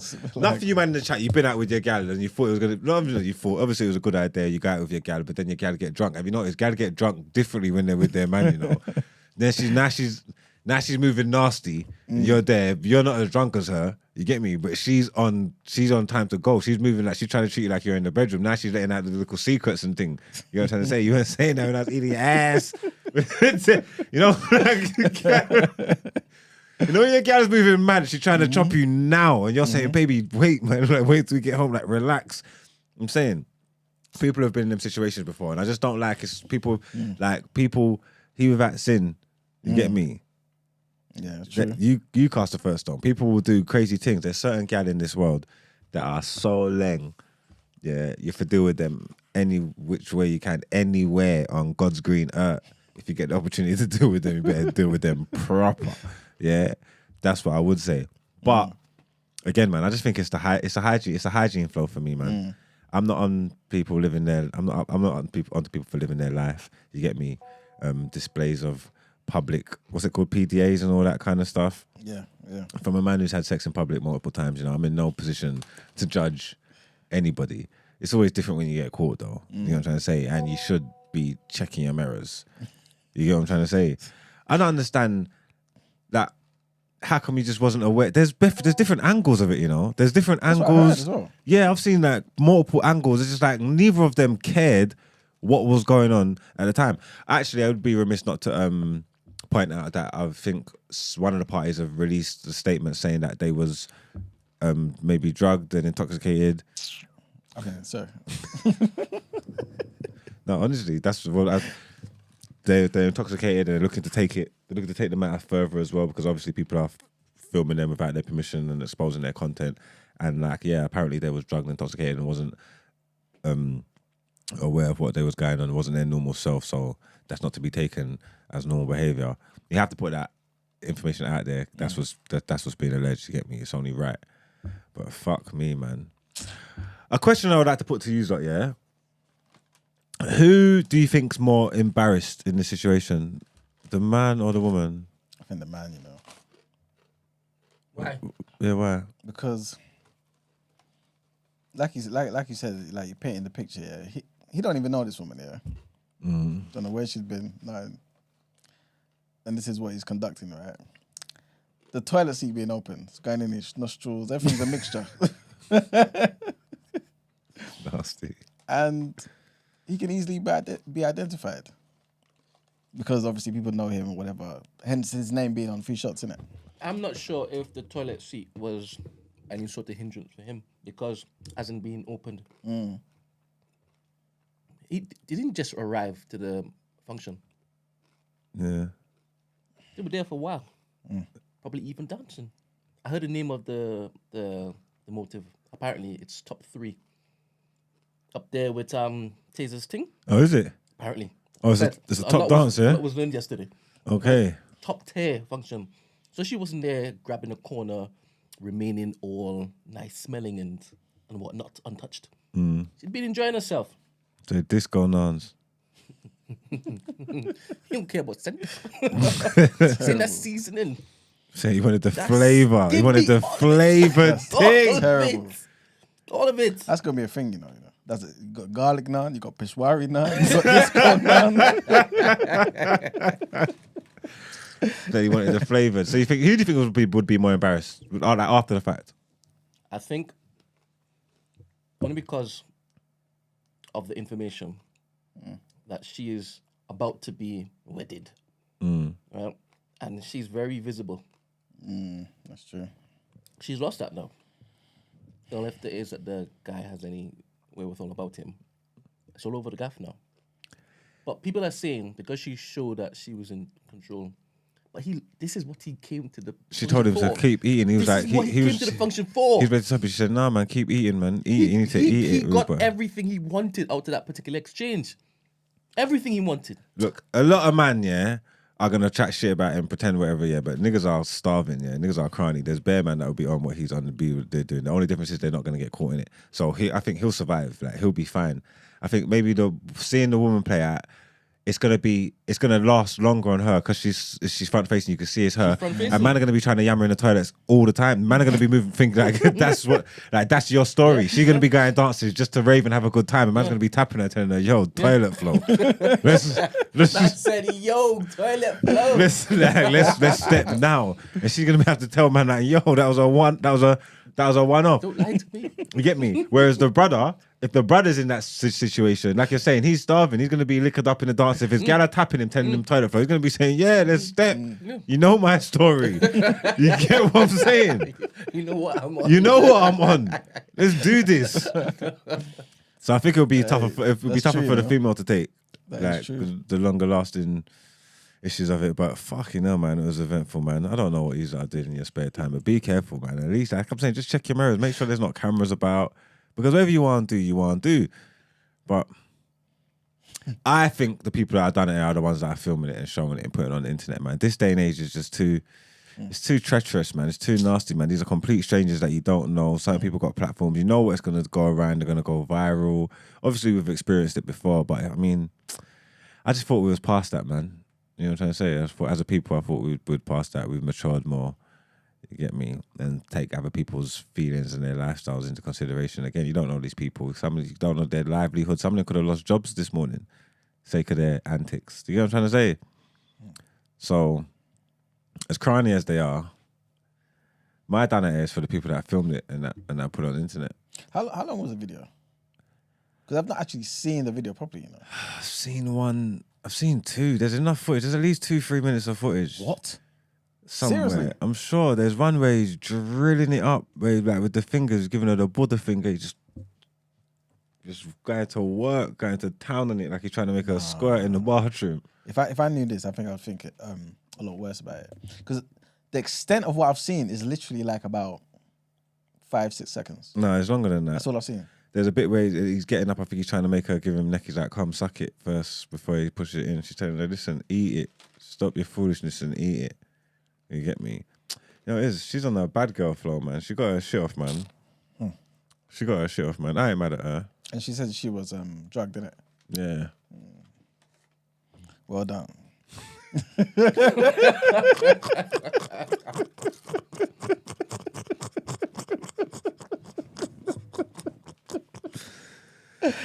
Oh man.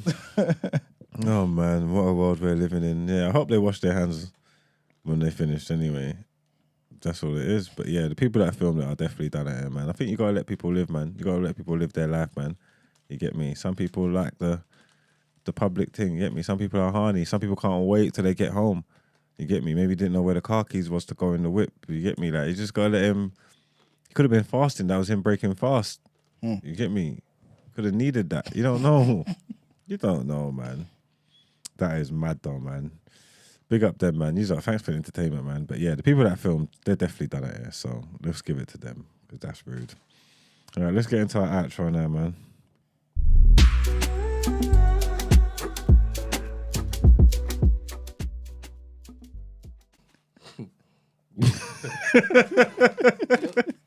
Don't do it. Please don't do it. I need a mic.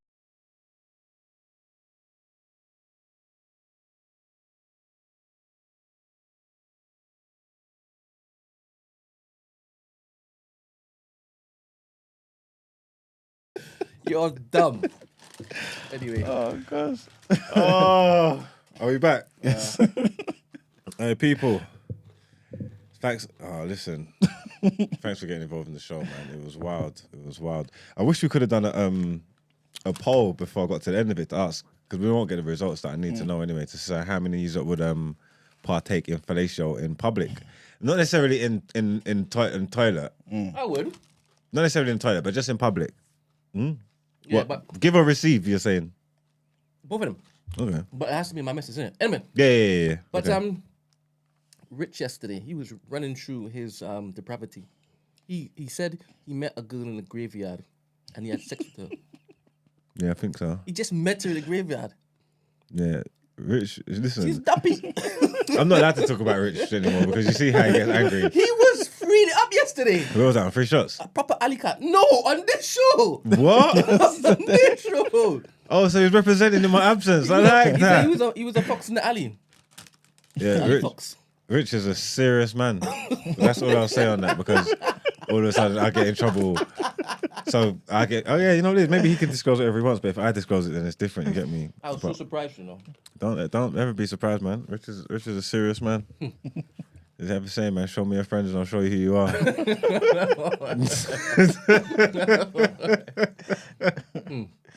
mad. But thanks to everybody that took part in the phone-in and the chat. It was lively today. You get me? Obviously, the sex wars will always do that to you. But we ain't on any side. We're just on the side of equality, and we're always on the side of right. Here at TJ, do you know what I'm trying to say? A lot of opinions shared ain't necessarily our opinions, but this is an open platform. It's a free forum where we can discuss and have discourse, and sometimes we discuss difficult issues, polarizing issues. But this is the platform here that we can do it respectfully, and everybody can share their opinions. We can learn more about each other. That's the right thing, right, Brent? Amen. There you go, man. But yeah, man, thanks for being here, man, and we'll see you tomorrow morning. We got a great guest tomorrow as well. Oh yeah, we've got a great guest in the building, inshallah. So make sure you tune in, make sure you're locked in bright and early, man. You're gonna learn something tomorrow. Promise you, man. Peace out, man. Peace.